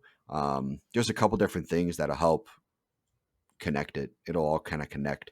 Um, Legs are hard muscle groups to hit, especially when you're newer to the gym. Some people have different strengths and different muscles. Mine was always quads. Some people's are glutes. Some people's are hams. Whatever it is. So whatever your harder muscle is to build, put a little more emphasis on it. In the beginning, a lot of people can actually really benefit from a 2-day leg day, a quad and calf focus day, and then a ham and glute day. That's how Or I started even out. or even heavy weight and then heavy volume. You could Yeah, even you split could. it up like that. Yeah, you could do something like that if you want to. The way I did it in the beginning was very much focused towards quads and calves, and then hams and glutes. Um, so that helped me a lot, kind of develop my legs to a relative, to a proportionate place. But at least right now, with where I'm at, one leg day is sufficient in my 6-day split. And also my 6-day split is also just what my body agrees with. Is 6 days on, one day off. It's not ideal. I wouldn't really recommend that to most people. I think that the most you should do per week is 5. It's just for me. It's what my body agrees with. A lot of people don't have a dedicated shoulder day, and a lot of people also combine their arms with other days, like you do your chest and tris, back and bis. I believe, right? Yep. You don't have a And dedicated then arm day. no, I used to before the coach, but Yeah. taking him on, I lost that. Yep, yep. So that's makes typically that's more efficient for a lot of people. It's just for me, the way that I have it set up is just what works for me the best, um, and also what works for me for the schedule. But with more days in the gym, I'm also spending less time in the gym as well. So I'm in the gym for like 45 minutes to an hour. Actually lifting at the most an hour typically, and an hour is like I start feeling like I'm like this is a fucking long ass workout. I'm like I'm here for fucking ever, not including cardio, but like lifting. But if I had like 2 days on, one day off, or 3 days on, one day off, and then 2 on, one off, I'd spend more time in the gym because most likely you're actually hitting more movements. Uh, it just depends on recovery. It's like having 2 arm days. I do less movements per arm day, but if you compare that to 1 arm day a week, I end up doing way more in those 2 arm days than I do in the 1 arm day. So it's just the basics of recovery. So I don't really recommend 6 days on, one day off to anybody. Don't do 7 days on. Christoph, don't do that. Listen, I'm Exhibit done. A. I'm not doing it anymore. I was actually Yeah. going to comment how you were saying that when you spend or do more days in the gym, you spend less time in the gym. For me, it was the opposite. The more days I took, the longer I was in the gym because I would just keep finding more things to hit. Yeah. I mean, I think also I started spending less time in the gym ever since I met my wife, really, because I also wanted to come home to her. Um, And then also like work and school kind of got in the way. But like if I was single and all I was doing was working and hitting the gym, I'd probably spend a lot more time in the gym just because I got really nothing else going on. But with my wife being home and the dogs and all of that, I got responsibilities and people to see and stuff. So at least for me, being more efficient in the gym ends up resulting in more time spent with my wife. So um, that's just the way I do it. But I remember being single and hitting the gym 7 days in a row, never stopping. It was like 6 months straight. I'd hit the gym every single day, and I'd hit it for like an hour and a half, 2 hours a day, just because I got nothing really else going on at the time. So I kind of missed a lack of responsibilities in that sense, but I'm also very, very happy right now with how everything is. But yeah, Well, so that's like Tom Platz. I was actually watching earlier today, and I mhm, watched something about his transition from the 80 Olympia to the 81 Olympia. And I don't know if you know this story, but when he went to the 80 Olympia, his fiance at the time started mhm, sleeping with his training partner, and he came home to that following the 80 Olympia and walked into the gym the year of 81 and just knew that this was going to be his year because he dedicated just everything. And it becomes a selfish sport when you do that because you just say goodbye to everything else and you focus so intensely on what you're doing. But I mean, that's how you can, use that motivation. And not saying, this is not by any means saying that one lifestyle is better than the other. Like Paul and I's lifestyles are different and each have pros and cons. Like it's not at all saying that one's better than the other. It's just saying how like an example of Tom Platz utilizing the time that he had alone to just completely, you know, change his physique. So yeah, that was just, yeah. and There's I just saw that this morning, so I think it's funny that we're talking about it. Yeah, that is an interesting story, and that's so fucked up too. Like Oh, I agree. Yeah. anybody who's has ever had a consistent training partner, they can become most likely a pretty close friend. So, like that really sucks to go through something like that. But um, actually, the hack squat Tom Platz was using in one of his photos is very similar to the one that I use now. Anyways, that's besides the That point. must mean that you are Tom Platz then. Yeah, basically, I also got the blonde hair too. Got barely blonde hair now at this point. It's fucking borderline brown. Um, Yeah. but yeah, that is a messed up story. Tom Platz is fucking next level when it comes to Yep. quad stuff. That's why we refer to him so much when we talk about legs because that's literally all you need to watch if you need like if you listen to this podcast, listen to some more plates, more dates, and then just watch all Tom Platz videos if you want to like grow your legs. Just listen to Tom Platz doing your leg workout, and they'll just blow up in size. Just a 3 hour loop of five more. Kill me. That's one of the things that always stick with me is just kill me when he's doing like baby reps, and the guy's like literally screaming. Yeah. That was I can't believe we've gotten this deep into a quad episode without talking about him, but Bulgarian lunges. oh Absolute yeah, see that noise that you just heard Paul make is the reaction you're supposed to have when you are contemplating Bulgarians or doing Bulgarians, because yeah. they absolutely suck. But they suck in terms of pain value, but in terms of actually working your quad and then like the eventual hypertrophy, Bulgarian lunges are elite in my personal opinion. And there's the best possible way to do Bulgarians is you line up, just put your heels flush against the bench or whatever you're using. Take a solid stance forward or solid stride forward, drop a leg back, and then put your head down so no one can see you crying while you do it. Yeah, yeah. Basically, to visualize it too is you do lunges with one foot, your back foot on top of a bench, and you're basically just driving from your whatever foot's not on the bench. You're driving from the opposite foot's quad. So the one that's on the floor, you're driving from that quad. So it's basically like you can also call it a split squat as well. It's basically a squat that's driving from one side, one quad, driving the weight, and it sucks. It does really fucking burn. For me, my joints don't really like it. Um, it kind of takes a lot out of my system. It kind of fries my nervous It's system. it is very taxing. Yeah, so I think it should. There's two ways to do it. Either you do like a heavy weight, and that's going to be your main movement for the day, or you use it as like the last, like, let's squeeze every ounce of strength and energy that I have at the end and do a lightweight and high rep movement. I think you should be Well, treated either way, but not really in between. I don't think you should be treated as like a middle ground movement. That's my opinion. everything is lightweight, baby. So If you can lift it as lightweight, yeah, exactly. according to Ronnie Coleman. But it for Bulgarians, your foot angle also becomes another part of it because it's the exact same for how you angle your foot on leg extensions. This is how you can target the different muscles of your quad. So you have your inner facing toe placement, your straight facing toe placement, and then obviously your outside toe placement. Mm-hmm. And that is how you can target different areas of your quad. And then also, why I like Bulgarian so much is, let's say you're struggling to get gains at the like upper part of your quad, so up where it connects with your pelvic bone. If Yeah, that's you your take lateralis and femoris, basically. Yeah, exactly. But I'm saying with the Bulgarian, how far you stand away from the bench is how you can target the upper or lower part of your quad, which is why this is such a versatile movement. Um, Mm-hmm.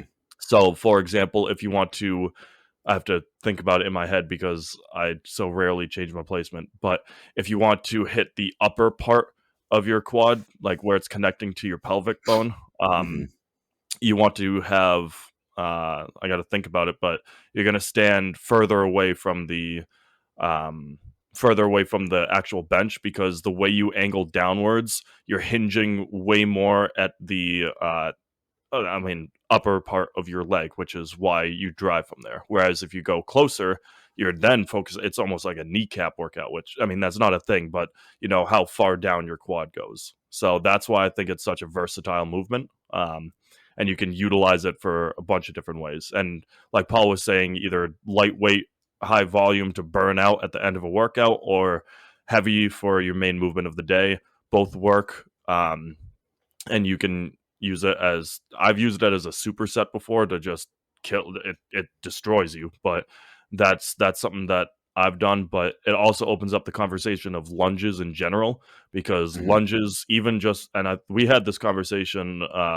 I think last week, maybe 2 weeks ago, not on the podcast, but body weight lunges by itself, that can be such a power movement to be doing because if you do it high enough volume and body weight, you don't even need to be hitting a ton before you feel it. Um, but body weight lunges or then weighted lunges is a great way to build your quads as well because that way you're not hooked into a machine, so you're able to adjust based on how your body is feeling each given day a lot better, which is something that I think is a good way to utilize because, for example, if you like the inside of your quad is hurting a little more that day and you want to focus outwards, you can adjust a little bit easier than you can if you were in a machine or something like that. Yeah, my thing with lunges, I do like how versatile they are. You can really, I mean, it comes down to quads or glutes. You can't really hit a good lunge with hams, Yeah. but um, when it comes to lunges, uh, there's so many different ways to do it. You can do dumbbell lunges. You can do Bulgarian lunges. You can do Smith lunges. You can even do machine lunges. But excuse me, jeez. Um, you can do like a power squat lunge. There's a machine called the power squat, and you can do lunges in that. You can do walking lunges, which is what I do, walking barbell lunges. So it all just depends on however you want it to hit it.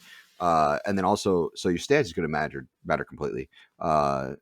So if you want to go more quad focus, you're going to want to like essentially lean more. Why am I getting mixed up? Wait. If you want to get more quad focused, you're going to want to lean further back, but have your knee more forward, kind of almost like above your toes or a little bit past your toes, to have more quad focused lunges. If you want more glute focused lunges, you're going to want to lean a little bit forward, but have your knees further back, and that's how you're going to drive from your glutes. Um, I mainly do glute focused lunges whenever I do lunges for walking. So typically I start off with like a plate and a 35. Sorry, not a plate and 35 G's. I usually start off with a bar and a 35 on each side. So 35 on each side of a bar, then go up to 45, then go up to 55. So I usually do a 3-set movement for walking lunges. But they are pretty taxing, especially on your overall nervous system, just because there's the actual lifting of the weight, and then there's also the balancing of it too, because when you're stepping, you're on one foot, right? So you got to balance on one foot. Definitely use bar clamps if you're using a barbell with free weight or plate loaded. If Yeah. you use like just a heavy barbell like with the weight just on it, you don't have to worry about the clamps. But if you load like Paul was saying, he starts with a 35, then a 45, and then builds up to 55. Use a bar clamp on the end of it to make Mhm. sure that if you do tilt and lean a little bit, you don't have to worry about losing all the weight and then the bar flying over your shoulder or something. Yeah, that can be a problem because sometimes it's not even really the weight being heavy. It's just that like your shoe slips or you step in a weird way without realizing it, or you step too far without meaning to, and all of a sudden the bar tilts a little bit and your weight will fall off. So the clamp is important on this one. Most of the time, clamps, like the only times I really think you should be using clamps is like deadlifts because the weight's not above you. And then maybe squats, depending on what you're trying to go for. If you're going Yeah. for like high volume, then do clamps. If you're going for high intensity, don't use clamps. Just in case something happens where your body needs to move and the weight will fall to one side. Um, that'll be okay. But with lunges, you definitely want to use clamps, even though the weight is on top of you. Also, another thing too, don't ever use clamps on fucking bench ever. Clamps and the clamp should not even be near a bench, because if the weight is on top of you and you're fucking stuck and you don't have a spotter, you just push the weight a little bit to the side and let the weight fall off, and then it'll fall off the other side and you're fine. But if you use a clamp, you can literally die from it. So be careful of that, and then also be careful of a Smith machine too, because Smith machine with lunges or squats in that sense, no matter what you're hitting, is also going to be very difficult to get out of. People have died from Smith machine. It wasn't actually that long ago. Within the past year, someone down in Brazil died from one because she was doing box squats with a bench, and I think she put too much weight on there. And when she went to squat onto the bench, she couldn't get back up, and she fell forward, and it like crushed her neck and killed her. The footage was pretty gnarly. It wasn't very graphic, but you could see kind of what happened. Yeah. And that's what a Smith machine will do to you. A Smith machine is meant to kind of be its own spotter. That's the point of it, is that you're supposed to be able to just twist the bar a little bit and it'll catch. But with it on your back, you can't really twist it that well. You kind of can. So if you want to use it, what you want to do is kind of get into it and then lean forward and then lean back to twist it. So that way, if you're going to fail, you just lean forward while still gripping the bar and it'll twist into the machine. But if you don't start that, if you twist it while already in your form, then it's going to be very difficult to lean forward to catch it, because you're going to have to lean really far forward in order for it to catch. So be careful of Smith machines in that sense. But barbell is also dangerous too, but it shouldn't really kill you. I mean, that sounds ridiculous to say that, but it's true. People have torn stuff, but you'll be okay either way. Lunges is no different. I mean, just be careful. You could fall forward with the weight on top of you, might hurt yourself. So be careful of that. I think walking lunges should really start with dumbbell. And then Or when you get up even to, just body weight. yeah, just body weight too. But if you did do dumbbell, get up to a decent weight, and then from there, just go to a bar and see how that feels. Because it is different. Your hands are going to be kind of up on your back in a sense, and the weight is going to be in the center of your back. So it's a different weight distribution than in dumbbells on your sides. Personally, I've never really been a bit fan of dumbbell squats. That's just me personally, but yeah. So that's my stance on lunges. Be careful of Smith machines. they have their I place and they also fucking burn, but you got to be careful.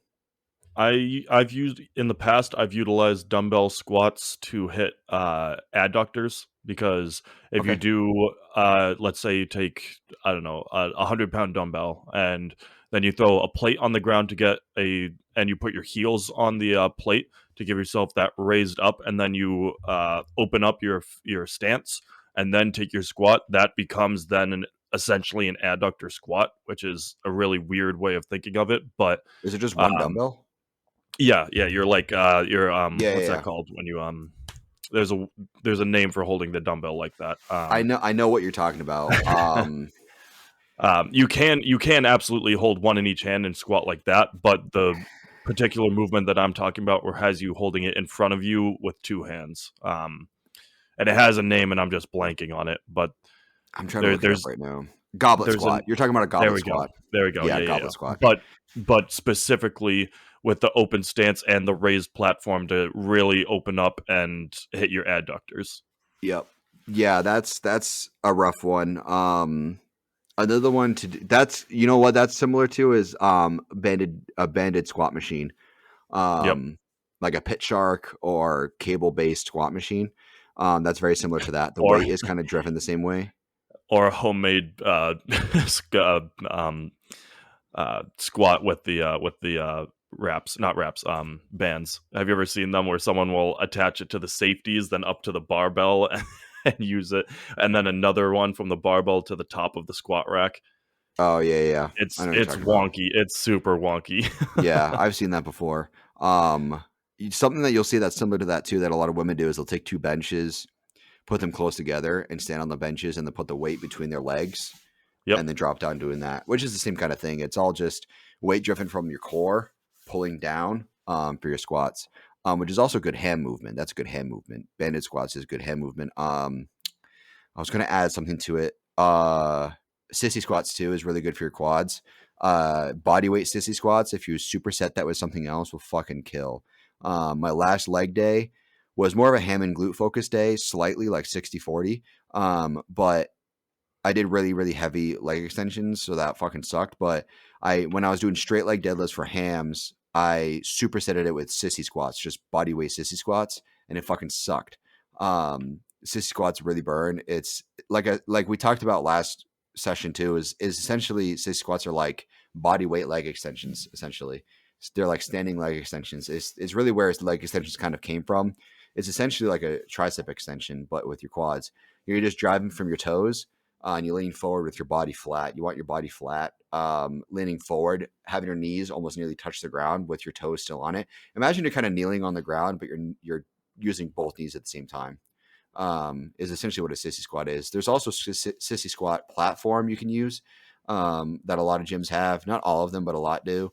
And then another thing you can do is there's cable sissy squats too. So what you want to do is you like grab like either a bar or grip of some sort, do a heavy weight on the cable machine so that way like you can pull it and lean back and it's just heavy enough to where you can balance and you're able to get to like a 90-degree squat or lower and then come back up. So you want the weight pulling you forward, but you want to be fighting against that weight pulling you forward. Is essentially what cable squat sissy squats are essentially, or cable driven sissy squats. So that's a good movement too to add into any of your leg day for quads. So I mean, there's quite a bit to work with that we've kind of given you today. Goblet squats is another good one that you mentioned. Julian Smith is a good example of someone who's really promoted goblet squats for like his entire bodybuilding career. I'm not the biggest fan of Julian Smith. I think at one point he was a fake natty, and that was my problem with him. Is it Julian Smith?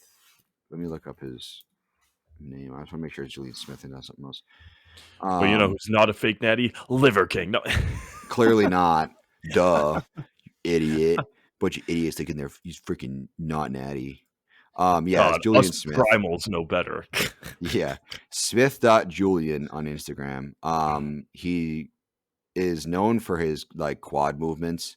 So he has some wild videos of him hitting quads on his Instagram, but he's a really good advocate for goblet squats. His goblet squats are fucking wild. He does Smith machine sissy squats. So what he does is he takes a bar. This is going to can sound wild. What he does is he takes the bar, stands on a bench, and then sissy squats till his knees nearly touch the ground, with his feet touching his butt, and then he drives back up. And I'm like, how the fuck are your knees not absolutely mutilated at this point? Yeah. Like, I don't understand that. Like, your knees should not be in one piece right now. They should be split in half and having 10. You should be the Ronnie Coleman of knees. Like, your knees should be equivalent to his back. But he just has insanely strong joints. And that was the thing that kind of set Tom Platz apart, was that his joints were just insanely strong, insanely healthy joints. That also comes from all the stretching and yoga that he does. Like his flexibility, like look up not you, but listeners, look up Tom Platt's stretching routine. It is wild. Like the stuff he would do prior to a workout, he's doing splits and stuff. And I can tell you, like, it is hard as all hell to do splits. I can't do it. I've come close, but it is hard as hell to do that. So and he just had such good flexibility. Which is also why everybody should incorporate some kind of stretching into their daily routine, just to build up, joint longevity, but also flexibility, because that's how you are going to be able to function in your everyday life when you build up these big muscles. So these large muscles, these elongated muscles. You muscle man, you muscle man, you. Yeah. So that's a good example. His fucking goblet squats are next level. Yeah. But yeah, Tom Platz's joints were just fucking absurd, and he barely did anything like assisted with like equipment, like knee wraps and like belts and shit. He barely did any of that, and he was doing like ridiculous movements that would destroy most people's joints. It's just that's like I said, that's really what separated him from everybody else, was that. And obviously his strength was next level too, not to mention being a bodybuilder. So he's really someone to look up to. And yeah, I don't know, he's also in good shape now too, even. So yeah, absolutely. I'll preach Tom Platz all day. The last little thing that I'll end our conversation on is anyone who's ever gotten a foot tattoo, it is hell to work out legs. Mm-hmm. I'm telling you right now, it is the most uncomfortable feeling in the world. And I mean, this is recently got a foot tattoo earlier this week, and I trained calves yesterday as part of my abs calves delts split, and it's so uncomfortable to have the feeling of the tattoo pressed up against the top of your shoe and trying to do movements. And I'm going to go hit a leg day in about, maybe like 3 hours from now. And I already know that when I'm in the true depth of my squat, I'm going to be in extreme pain. But it's, yeah. So if you're contemplating getting a tattoo and you're thinking about how you're going to feel in a particular workout, know that your leg days are going to suck. I mean, granted, the tattoo looks baller, and the gal who did it is, apprentice right now, but awesome tattoo artist. So I'm really happy with the piece, but it absolutely sucks for working out legs, or even just putting shoes on. Like for the past day and a half, I've been just not wearing shoes as much as I can. Like I drove without a shoe or a sock on the other day. So it's just really uncomfortable. Yeah, I've heard that top of the foot hurts to get done. I put it there because I have plans for both arms. I have plans for my entire back, and I wanted her to do the chest piece that I want, but she's not allowed to do that yet. And because with apprenticeship, you're not allowed to do certain things yet. So she couldn't do my chest piece. So I picked one of her designs, and I was like, hey, throw it on my ribs. She couldn't do my ribs because she's not at that level yet. So I was like, do my foot. And for me, I'm a sucker for pain, so I actually enjoy it. But what got me was how ticklish I was during the tattoo, because my foot's, if you think about anybody, your foot's very ticklish. And I was trying my best not to twitch through it because of how ticklish it was. Yeah. Because for those that don't know, I have a sleeve on my left arm. it's all black and gray and photorealism. So for me, the elbow wasn't too bad. The inside of the elbow sucked. Mm-hmm. And then the closer to my armpit I got sucked bad. Especially because there's a part that's really close to my armpit that's really dark black. And that sucked really bad. But eventually, especially when I'm done bodybuilding, if I'm going to stick to men's physique, I'm going to get more tattoos on my legs, but I want to get a leg sleeve really bad. I love the look of leg sleeves. I really want a leg sleeve. But eventually I told my wife, I'm like, one day I want to be covered like neck down. I even want to get like neck tattoos. So, but that's down the road. Bodybuilding is gonna like it. Tattoos have become less and less prevalent, or less and less like Look down damaging to damaging to bodybuilding. It's not like they take points away from it anymore like they used to, but it does take away from your look overall. Like my left arm doesn't look as vascular as my right arm, especially from a distance, but I can see the veins. I just, from a distance, it doesn't look like it. It does take away from it. But what's funny is that the reason it's not so bad anymore is that the tanning that they put on kind of makes it go away and you see your vascularity again, which is wild. There's a video I saw. This guy has a blank left arm, sleeve on his right arm, and his wife put makeup on his right arm to blend it. And like you could see his delts and his triceps again. He's like, I didn't even know I had a tricep on that arm. Like he's like, I could see it again. And like his delt was capped and you couldn't tell before. So tattoos do take away from it, but I mean, I hope that they really help promote tattoos one day. I think that it'd be sick if we could start seeing some bodybuilders who are like covered. Best way to promote it is just getting more people tatted in the bodybuilding world. Yeah, I want to wait until somebody else does it. I don't want to be the first one to do it. I got you. Don't worry. I got you. Yeah. We'll use Christoph Knoll as the example. He did it first. When I step on stage for the Wheelchair Olympia, or when I wheel on stage, you'll see me. Yeah. He got it on his legs, even though it's not judged. It hurt. I didn't feel it at all on my legs. Never mind. My foot was. It wasn't ticklish. I didn't feel my foot because I'm in a wheelchair. But yeah, we'll see what the future entails for tattoos in the bodybuilding world. Hell yeah, man! But yeah, all right, guys. With that, I hope you enjoyed this quad and calf focused episode. We will continue to do more. We'll continue to do more muscle focused episodes, just because that's been so far a listener favorite. So without any problems, we will see you guys next week. We'll see you guys. Thanks for listening. Bye, everybody.